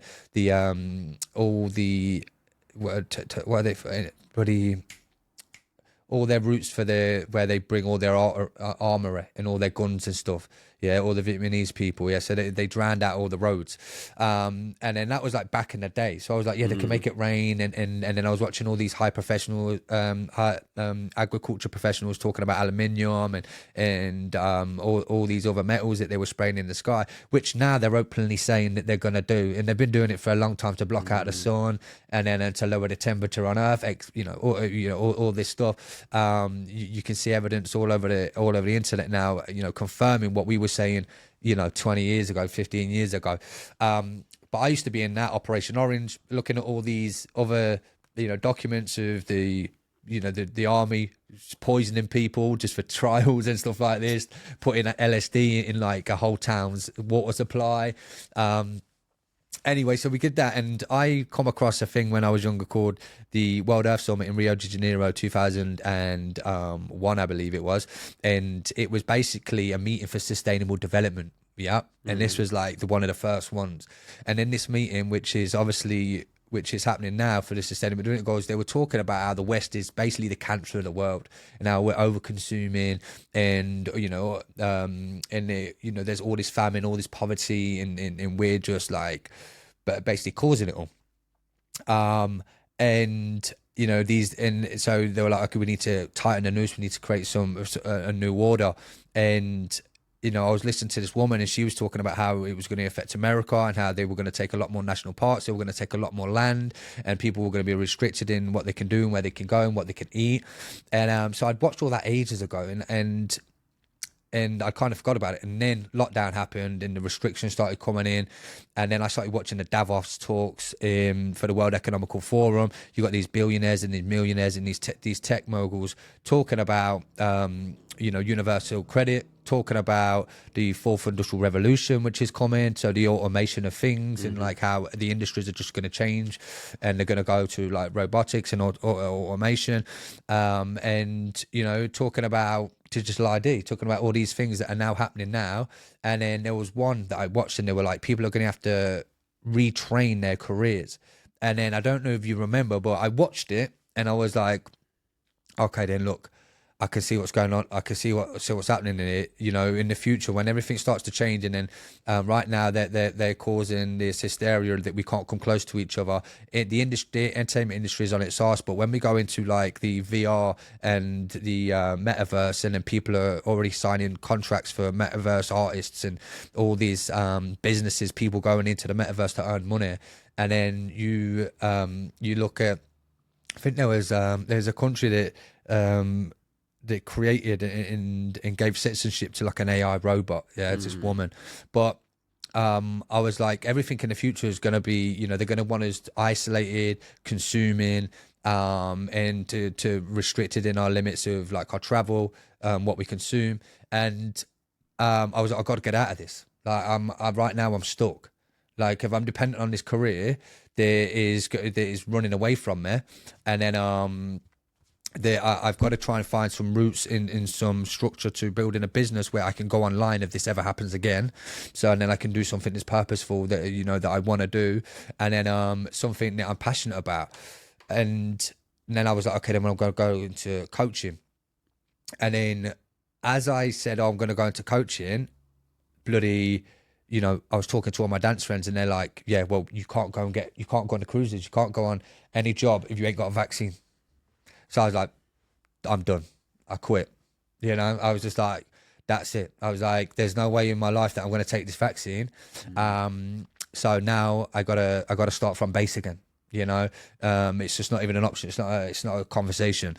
So I was at all the marches, all the walks, and I'm doing these lives, and we're talking about these things that I'm seeing on Davos.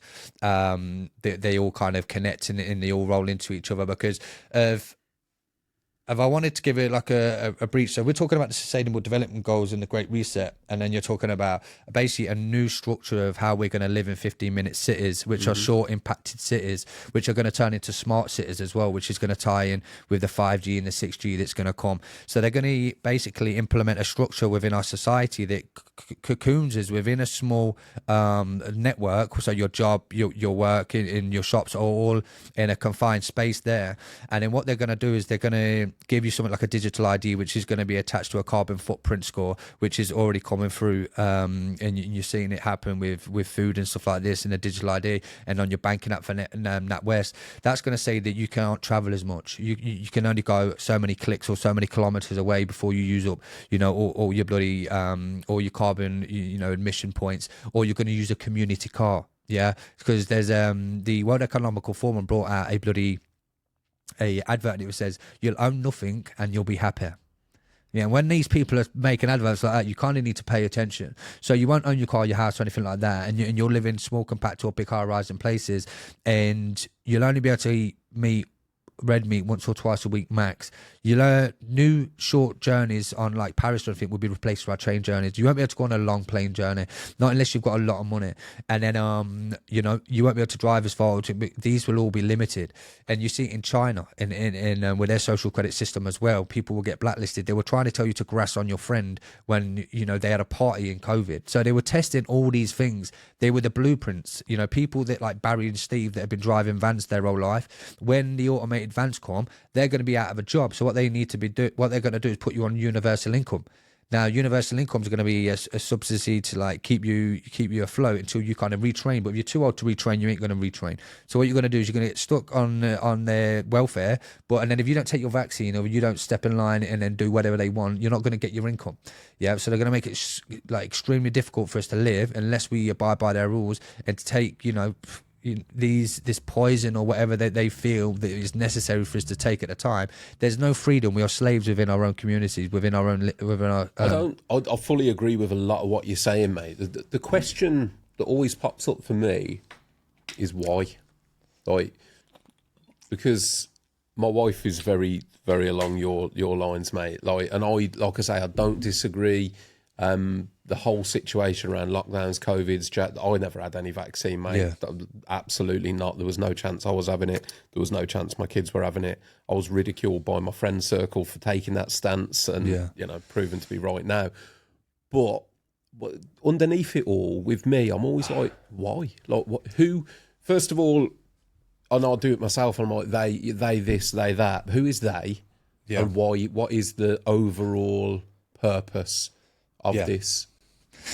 I believe it's control and power. I think, as we get into a world that doesn't really need humans as much, you need to be able to control them more, because if you leave them to their own devices, they might get bored and then they might take power back.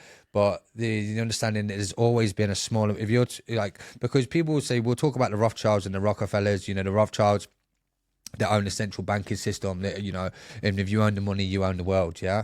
So they own, all the central banking systems within the world, and have a massive influence, and have for a very long time have influence in wars and stuff like this. And then you've got the Rockefellers, which again, another family that, created pretty much the pharmacy industry, and then, war and medicine and obviously printing, some of the biggest drivers of societies that keep society alive, especially like America or something like that. If without war and without medicine, without prescriptions, the whole economy crashes, because it's the biggest income thing. So with any mass or anything, they need to be able to control their population. They already think we're mass overpopulated.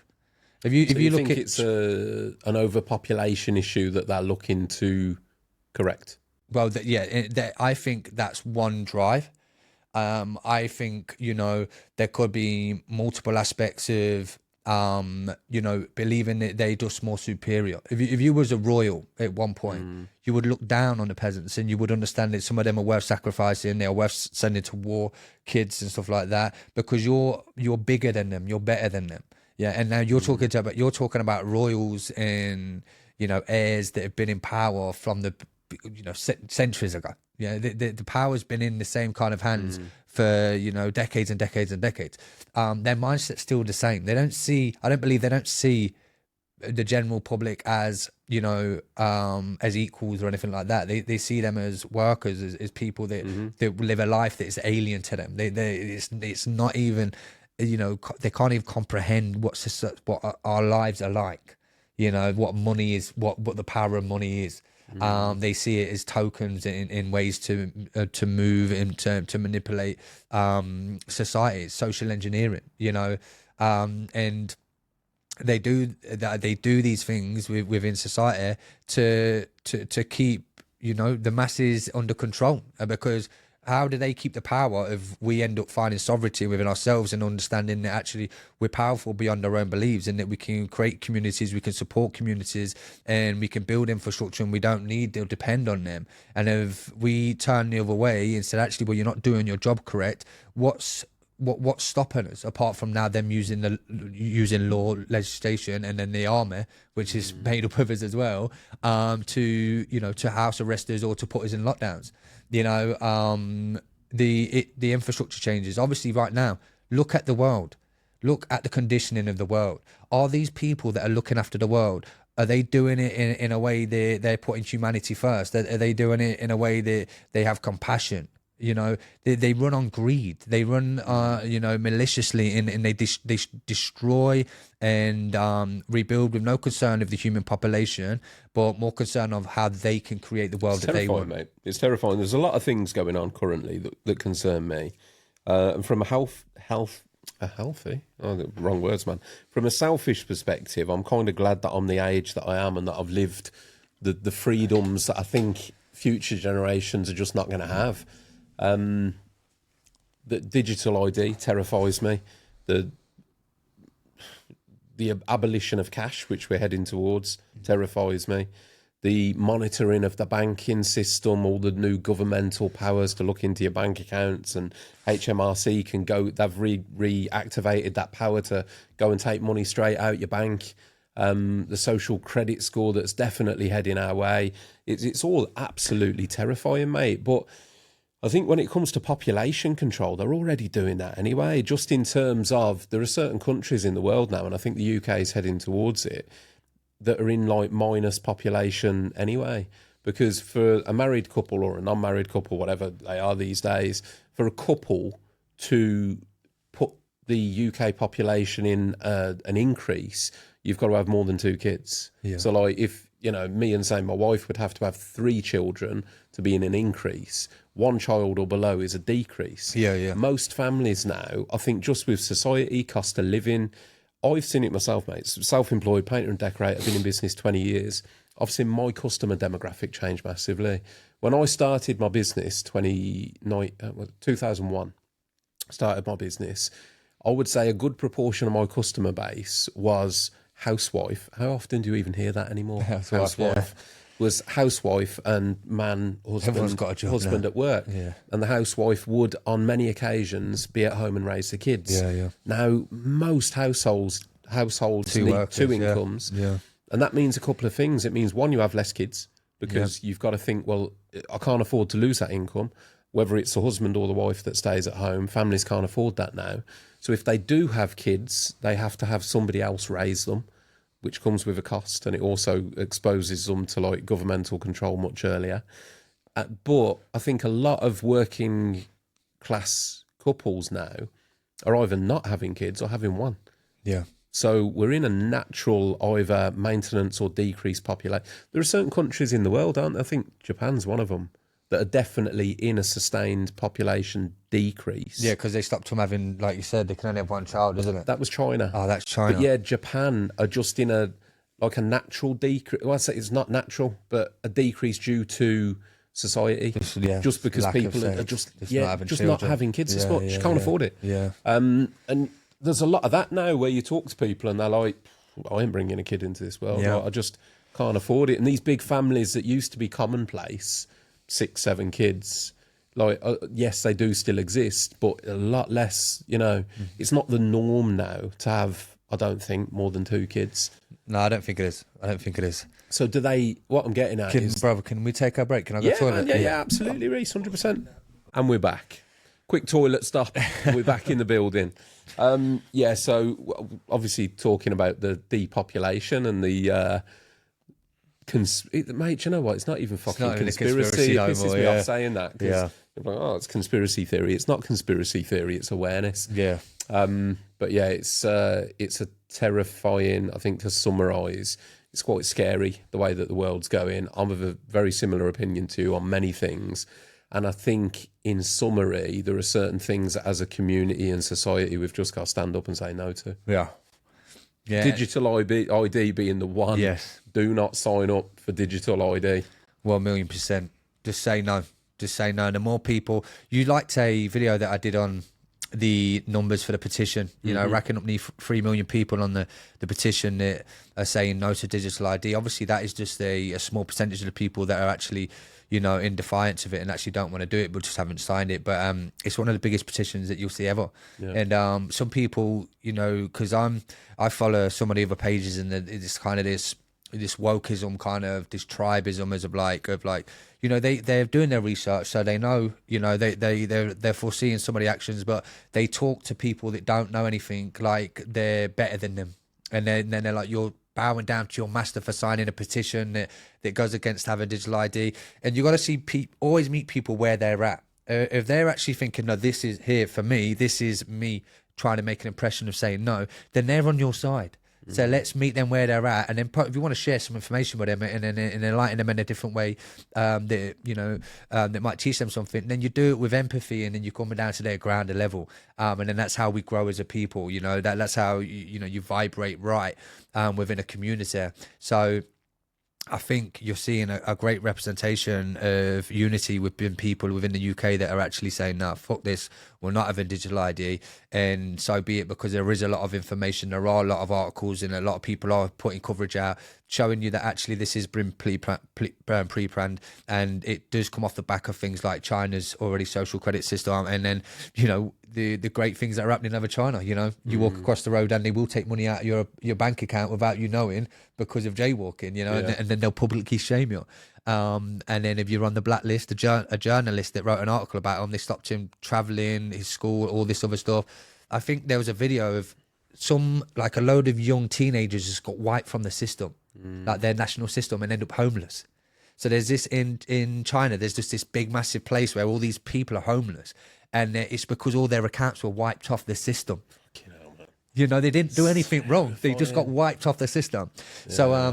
So look, what I say is things are changing, and, you know, some things are out of your power, but, you know, approach things with, you know, with an attitude of, you know, that you're not on your own, and that the highest vibration wins. So authenticity, and love in unity, in collaboration. So when you say no, or you defy these, understand that you've got a load of people behind you that are backing you, that are rooting for you, and that we're in this together and we're not separate. And when we do realize that they can't tell us, they're trying to bluff us.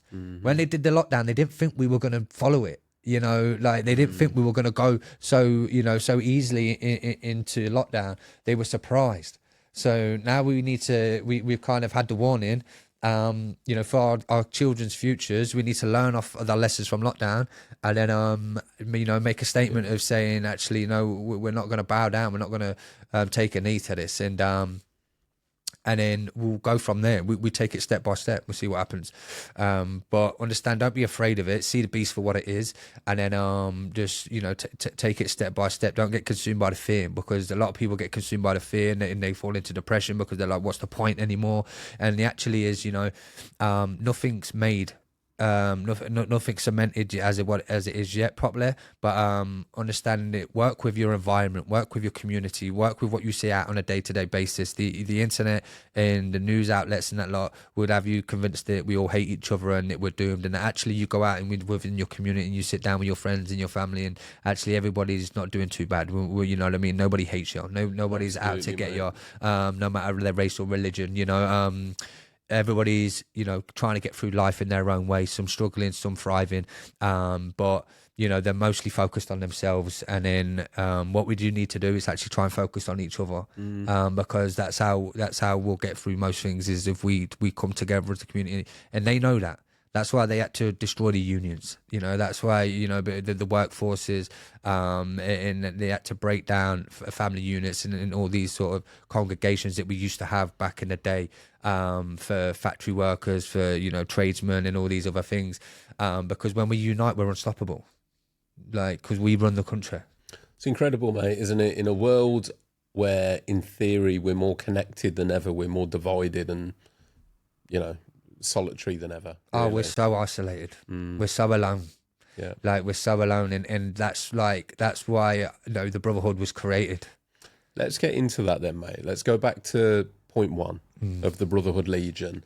First of all, I guess, explain to the listeners what the Brotherhood Legion is.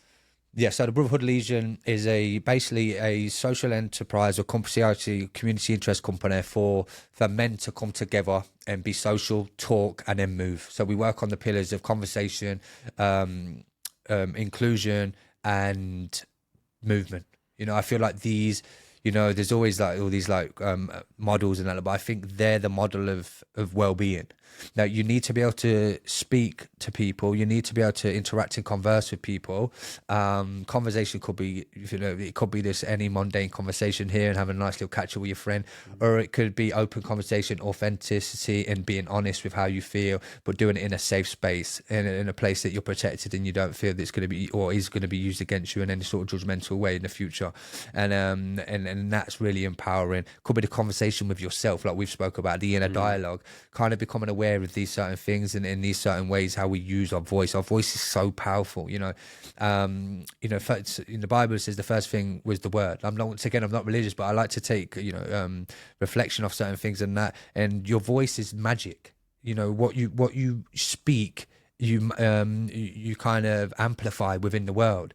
And you amplify it within your soul and within your body. You can speak health into yourself, and the molecules in your body will change if if you use affirmations and if you use constructive and positive reinforcement. You can supercharge your body. And then if you tell yourself that you're shit and you're not good enough and that you're sick, I'm sick, you will fall into more sickness. You will fall into submission and your cells will start to give up. And then you will fall into anxiety and you'll fall into chronic anxiety and you'll cause cell degeneration and cell death. It happens within the body. These are certain things. So, your voice is very important. And then movement's very important. The way that we walk, just walking to the shop, just lifting it, the shopping, all this is vital for our body to kind of keep maintenance. When we contract our muscles, if it be anything, we release hormones and proteins, myokines being one of them, called the hope molecule, they call it. Myokines are little proteins that when we contract our muscles, they go up to the blood-brain barrier and they act as antidepressants, and I think it's this level of comfort that we've got actually is causing a state of depression within a lot of people. It's the lack of movement as well. A lot of people would be out grinding fields back in the day, and they'd have a hard manual job. More sedentary than ever. Do you know what I mean? So, and our body needs that to kind of give us the medicine that we need to keep balance. And in community, we forever needed community. From the beginning of a tribe, we the oxytocins you get from just being around people all the time, is vital. I think there was a study, the longest ever human development study from Harvard University for 50 years on men, and they followed men from all different backgrounds and from poor to rich. And one of the biggest standout points were for longevity was healthy relationships. That doesn't matter about having 20 men, 30 men that it could be a handful of 3-4 men that but honest and valuable relationships where you can celebrate, you can be honest with each other, is extremely important for our development and our well-being into the future. So if you get a man that's on his own or a woman that's on their own and they're in their house all day, like I said, you don't use your dialogue, you don't use your connection, so you start to lose your motoring units for your brain. So your brain starts to die down because you're not using the parts of your brain that help create connection, help create neural pathways to keep it healthy. And you start to wither and shrivel away. Your brain starts to shrink, your muscles start to shrink, and then next thing you know, you're dead or you're falling into illness. Or and talking about movement, majority of people die now because they have a fall. They're on their own, they have a fall, and then they go into hospital and then more illness sets in. So working out, moving and all these other things are vital for muscle mass and everything. But anyway, we use conversation, movement and inclusion. And I think a lot of people are lacking the connection with the community that creates isolation and they don't move their body, so they're not chemically creating their own well-being hormones, and they reaffirm they're not capable, and then it puts them into submission, and then it creates their reality that they're on their own, and it's hopeless, and and then they have the despair, realistically, and that's what I see in a lot of people. I see despair. I see them. They're giving up the fight. What's the point? Nobody cares about me. What made you start the Brotherhood? Well, basically, I've always been into people with being a dancer. Me and my mum moved around. I've always made new friends. I've always watched my mum look after people as well. So I was going to go into coaching, but I could have been, like I said, I was a professional dancer. I could have went and carried on being a professional dancer. I could have, created a coaching business alongside my dancing, traveling around the world, 5-star resorts, big massive shows, and I could have been probably, it could have been like an internet thing, because I'd have been, but that wasn't my mission, and my path was different. So my path is for the people. There's a level of connection and empathy that I have for wanting to help people. Somebody changed my life when I was younger, gave me an opportunity, changed my whole life. This woman did. And then, people, when I went to college, gave me my first suit. My dance teacher did, Mark, looked after me like, I was his son in an essence, gave me my book, The Secret that I read when I was 17, and I never read because I'm dyslexic. So reading that lot for me at the time was like, it was frustrating. It took me a long time. I read the same page multiple times just to try and bloody soak in. But this book, The Secret, the weights were written out and segmented, is very easily to follow. And some of them are written in the pattern of the writing is quite poetic sometimes. So for me, I love poetry. I love if you have a book of like statements or anything, and they're quite fluently written and they kind of rhyme or they kind of flow into each other, my brain just like flies across it. It's really nice for my brain. So this book really set in, and it was about the law of attraction, energy, frequencies, and then I kind of become more aware of what I output and what I input, and then you become conscious about your energy and around people and kind of what's possible. And I just kind of want to pass that forward. I want to pass what people have done for me, pass it forward, and try and enlighten, inspire, or motivate people to try and choose better decisions for themselves, or actually just find their fire again. Give them some support. Give them a kick. Give them some acknowledgement. Let them know that they're not on their own. And then watch the spark flies in their eyes again. Do you know what I mean? Like give them their oomph back. Because a lot of people are missing it. A lot of people are lacking that connection. Like I said, in community, and their self belief.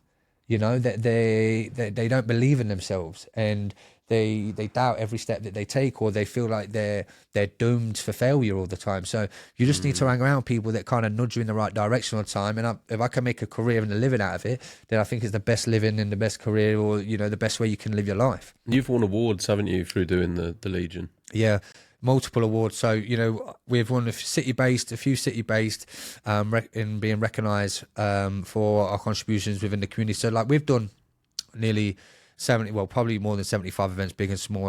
Like I said, we've put carpet down in numerous people's houses, working with tradesmen. We've renovated a whole person's house, where we've got it painted, gave them all new beds, and new walls in the new bathroom, everything.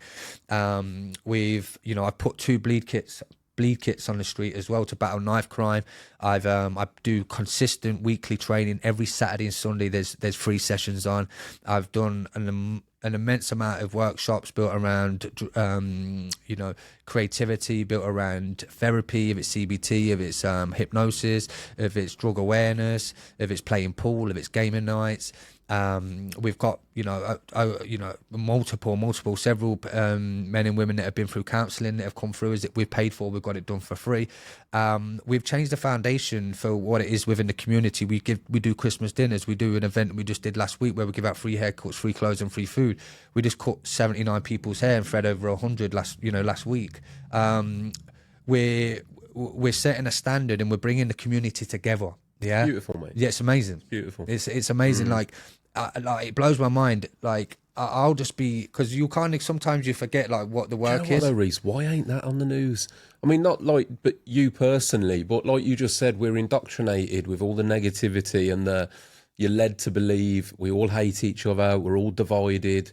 Why is there no coverage for things like that? A man like you setting up an organisation, feeding people, getting people's hair cut.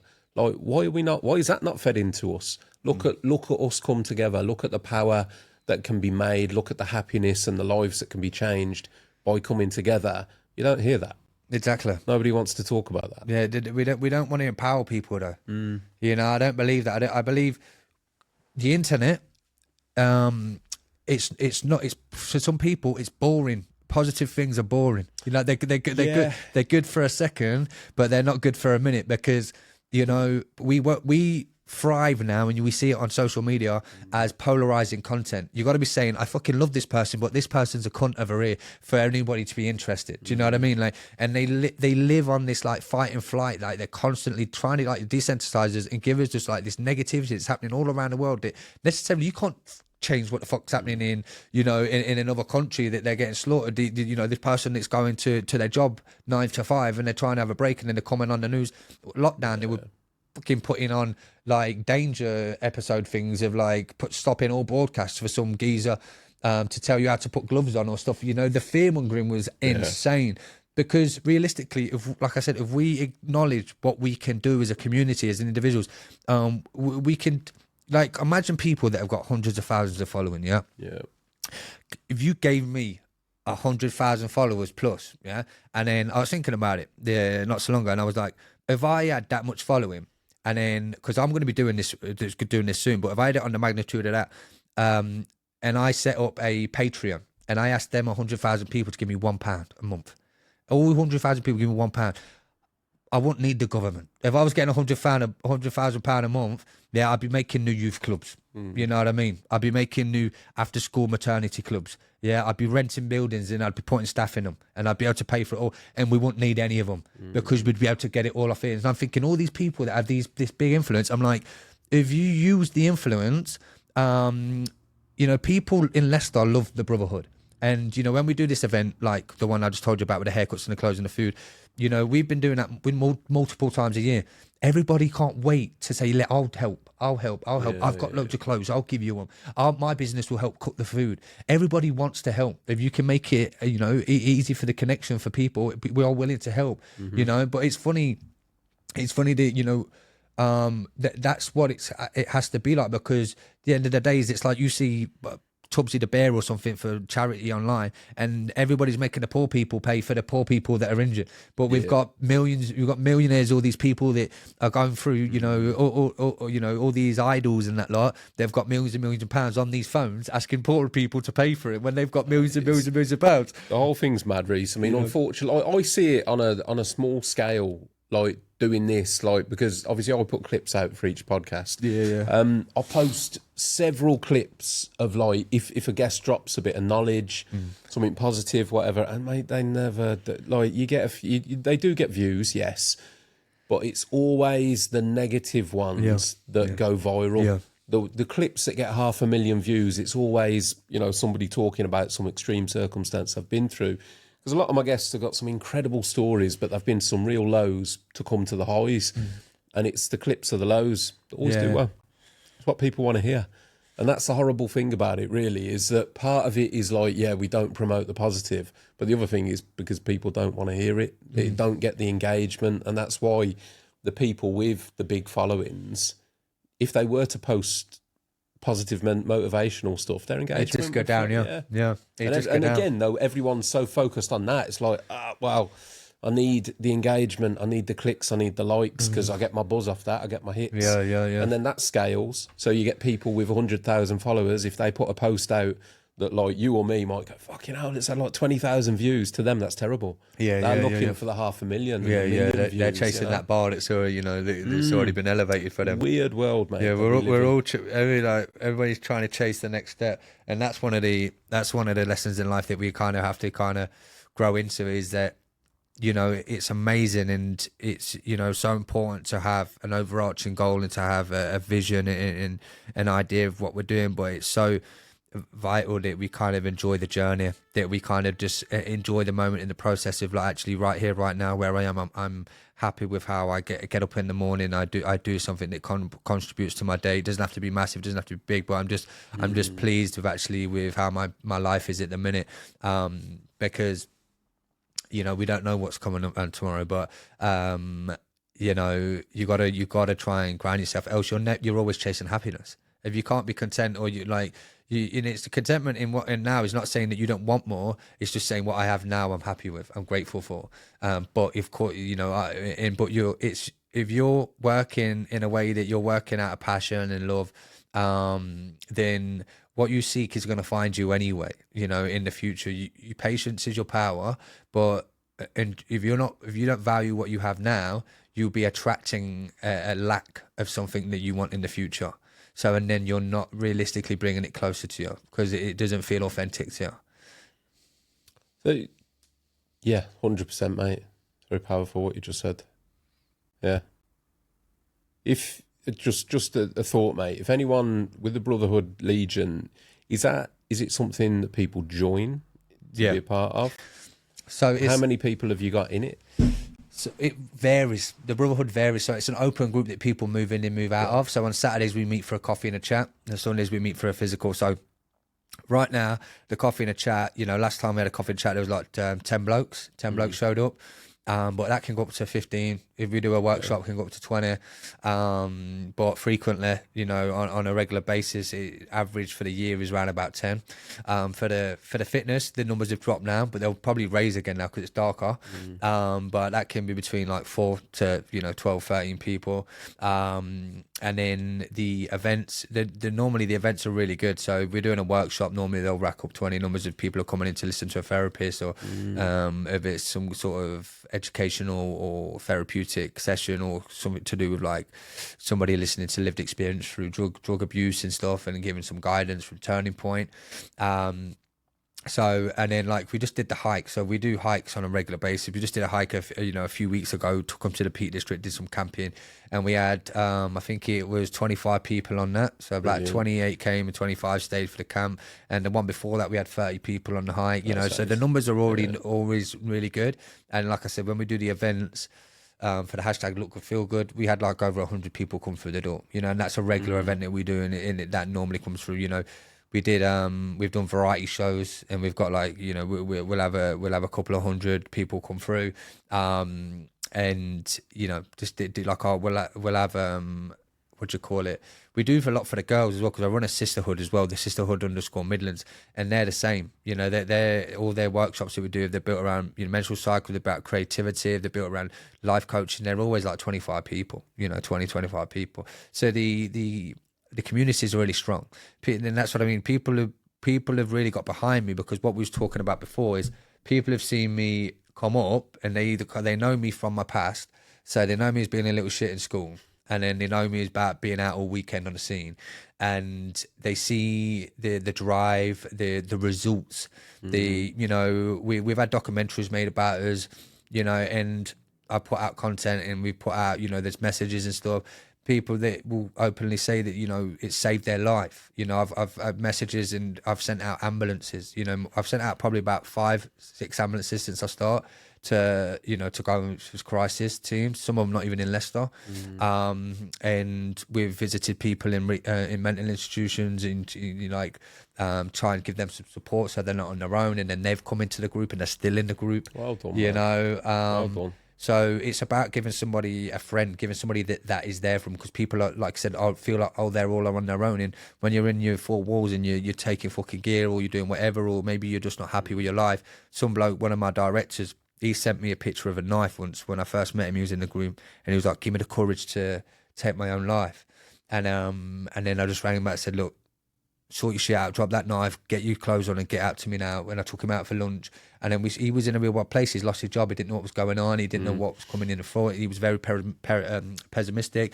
He was overweight. And then I was like, "Look, listen, we're gonna break down a plan. We're gonna, I'm gonna help you. You're gonna apply to this many jobs. You're gonna come and train with me tomorrow. You're gonna knock about me for a bit." And when he was training, he was overweight. He was training prior. He was training with us. He'd run 100 meters, and then he'd stop, and he'd feel like he was coming out in hives. It was just this mental kind of blockage of like him sweating and him feeling uncomfortable.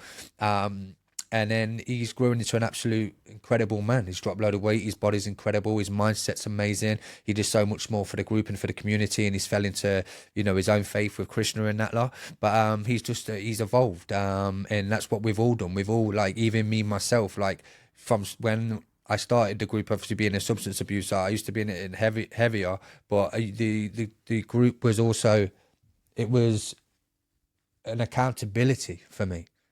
I come back to Leicester after being in lockdown, and I'd already done a project for Brotherhood, but I was like doing my PTing and stuff.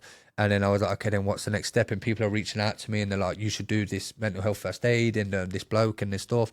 And then I looked for a group in Leicester, and there wasn't none. So I was like, okay, then well, I need somewhere to put my energy. So I'm just going to train on Sundays, and then I'm going to invite anybody that wants to come. And then that first Sunday, I was like, no matter if it's one person, I show up here every week.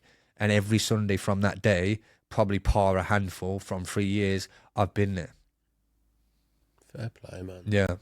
Yeah, mate, you're doing some incredible work. Before we, like, what I don't want to do is forget to do this bit, which is to get you to let everyone know where they can find you. If anyone's listened to this Leicester area or outside of Leicester and just want to reach out to you about anything that you've spoken about, where can people get hold of you, Rhys? So people can get hold of us over our social handles, which will be the Brotherhood Legion.cic, which is on Instagram. People can get hold of us on our Facebook, which is the Brotherhood Legion, and then brotherhoodlegion@hotmail.com, and then www.brotherhoodlegion.com. So our website as well. I'll put below this, wherever you're listening to this, on whatever platform this might be, in the description below will be at least one link to your socials, or probably Instagram's the easiest one to link. I don't know what it is. There's one of the platforms, and it's hard to link one of the other platforms to. Instagram seems to work everywhere, so you can put the link into YouTube, Spotify, Apple, and it'll click the link through. So scroll down wherever you are. Go and give Rhys a follow. Doing some incredible work anyway. But if there is anyone listening that wants to reach out in any way, shape, form, or capacity, the link will be below. So, yeah, I didn't want to forget to do that, mate. Yeah, no, respect. It's one of the important bits, though, isn't it? Yeah, absolutely, mate. Considering, as I say, the work that you're doing, it's incredible work. I'd love to see more of it, man, because, like, you're one man. You can look and take care of your community. It would be lovely to see other things springing up. And there's a few more. Big shout out to a former guest of the podcast, Chris Booth. He's part of a great group around Telford called Men of the Breath of Life. Very similar sorts of things to what you're doing.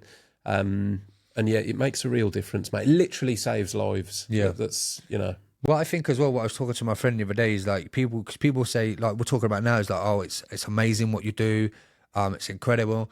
But I was talking to her, and I was like, the funny thing is it's actually sad that it's seen as something that's out of the ordinary. Do you know what I mean? Like, but there was probably a time when you had an obligation to your community. Like, well, community's gone. Do you know what I mean? Community. So I've studied like evolutional psychology and what we're designed to do and the life we're designed to live in terms of evolutional stages and the way that society has evolved so quickly. But we are designed to live in small tribes. Yeah. So community is very important. Community should be there.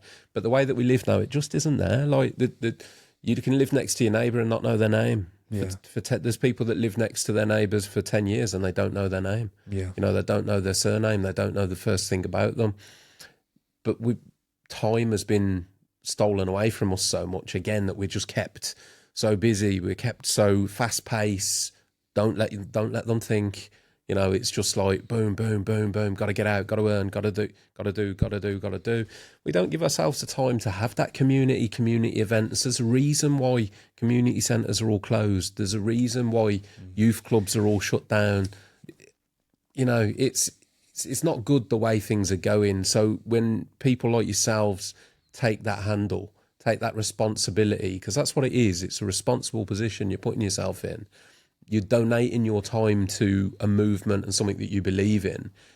It is an exception at the moment. I'm the same as you, mate. I wish it wasn't. I wish it was normal, but it's not. But it does take exceptional people, of which I would put you in the category, to step forward, to step out of that line and go, no, this is what we need, and I'm going to be here to help people.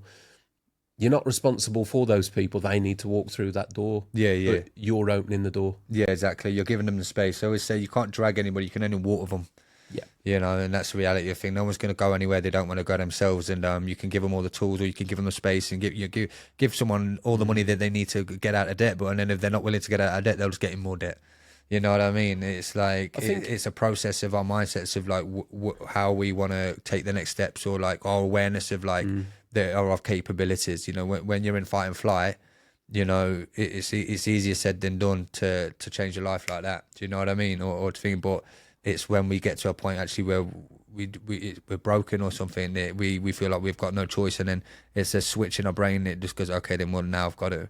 Which is funny because it all comes like it's funny because you can go for so long, and then it's like you think that you're lost or that there's no way out, and then there'll be one day where you can just be like, I'm deleting everything, I'm moving away, I'm getting out of the way, and your brain just switches, and then but it's all here. So if we can get to that place a lot quicker, then we can save ourselves a lot more stress. But like I said, if you're not aware of it, or if it doesn't push you to the point of breakage, then, you know, it's hard to realise. On a personal level, Rhys, because with having conversations like this and doing what you're doing and showing up the way that you are, you can inspire, obviously, people to attend groups like yours. The bigger thing than that would be to inspire other people to do what you're doing. Yeah. So with that in mind, the question I want to ask you is, what has it meant to you to be or have created the Brotherhood Legion? What it means to me is it's meant purpose to me. It's meant, purpose, yeah, just a, you know, a path that I've pursued, and it's something that is powerful and meaningful to me, you know. And you choose it. Like I chose this path, or maybe God chose it for me. But like you said, like, we don't have to do the things that we do, but we choose to do them. And I know that I have a capability to be able to communicate and to make things happen. And when, you know, I can, you know, make puzzles and put things in places and solve problems. Like, so I thrive off it. Like I enjoy it. So, and once you realize you can do it, it becomes like an obligation to not to do it, to like an injustice not to do it. Like if you can create and make a change within the world, then you sit on it and you only become a service to yourself, then you're not truly living. You're not being a part of what it means to be human, or to be a part of humanity. And for me, I think it's an obligation. We're of service. Everybody is. So you know, and now I'm just rooted in it, and I understand the power of what I can create. So if I can do that, like I said, and make a life out of it, then if I was sadly to not breathe tomorrow, I've given every day to my fullest, you know, 99% of days, to helping create change and sparking inspiration and motivation and you know, laughter or joy or happiness within other people's lives. And then also I've learned a lot about myself. I've also changed myself. You know, I've come from a self-service in a place where, you know, I was lost and I felt alone. But I don't feel alone now. I don't feel lost. I feel confident. I feel, you know, I get things wrong. I'm not perfect, but I also understand that that's the reality of life. You know, we're here to grow. We're here to, you know, to work on things. But I'm fully in the process of working on things, and I love meeting people. I love talking to people. I love seeing the color of their face change, or how them smile for the first time, or to get phone calls just about them trying to share something, or it's a beautiful experience, and it's I love it. Perfect answer, man. Yeah. There's a Buddhist philosophy, mate. Again, I'm not religious, but I did go through a stage of studying Buddhism at one stage. Happiness is found in service to others. Yeah. See, it's one of the philosophies that they live by, and you've kind of summarised that. And I've found it myself. I've done various things. I volunteered at Samaritans for a while and stuff like that. And that was what ticked the box for me. That made me realise there was a box I didn't know needed ticking. And it's that service to others, a donation of your time, your knowledge, your whatever it might be, to bring people together to try to help other people. There's happiness to be found in that, and I think that's enough. Yeah, man. Yeah. There's another one, Nipsey Hussle. The highest human act is to inspire. I think that I got that. Well, that was one of my affirmations for a long time. And it is. It's a beautiful thing to inspire somebody. And then, what is life for? Like, it's not to be on our own. It's not to if you can communicate. It's to be connected to each other. You get so many moments. So I had a conversation with a woman in the train station. She was in the national rowing team that's just come back from bloody Germany or something. That's just picked up silver. And she's like said world rowing on the back of her top. I was like, so is that what you do for a living? And she was like, well, not for a living, but I do it for a sport.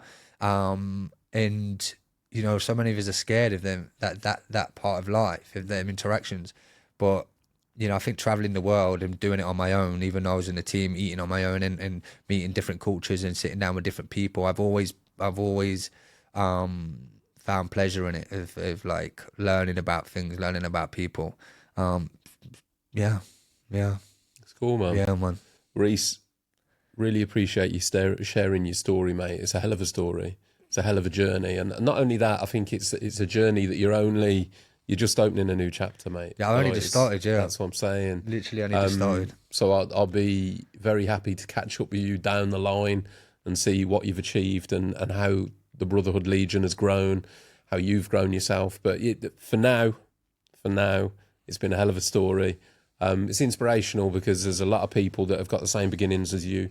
And then to see people like yourself that have walked that path, highs, lows, and what you're now doing, that's inspiring. So hopefully there'll be somebody out there that will listen to this story, take some inspiration from, one part of it and manage to improve their own life because of it. So I appreciate your time. I appreciate you sharing your story, my mate. And just thank you. Thank you for adding your story to the platform. Appreciate you letting me share it. Oh, yeah, mate, it's an honour. It's an honour to host people's stories, mate. I always feel that way. So on that note, a big thank you to everybody that is watching or listening, wherever you're watching or listening to this. Quick shout out to guest merchandise sponsors, the Funky Peach. Got a few bits and pieces to send you away with, hoodie, T-shirt, that kind of thing.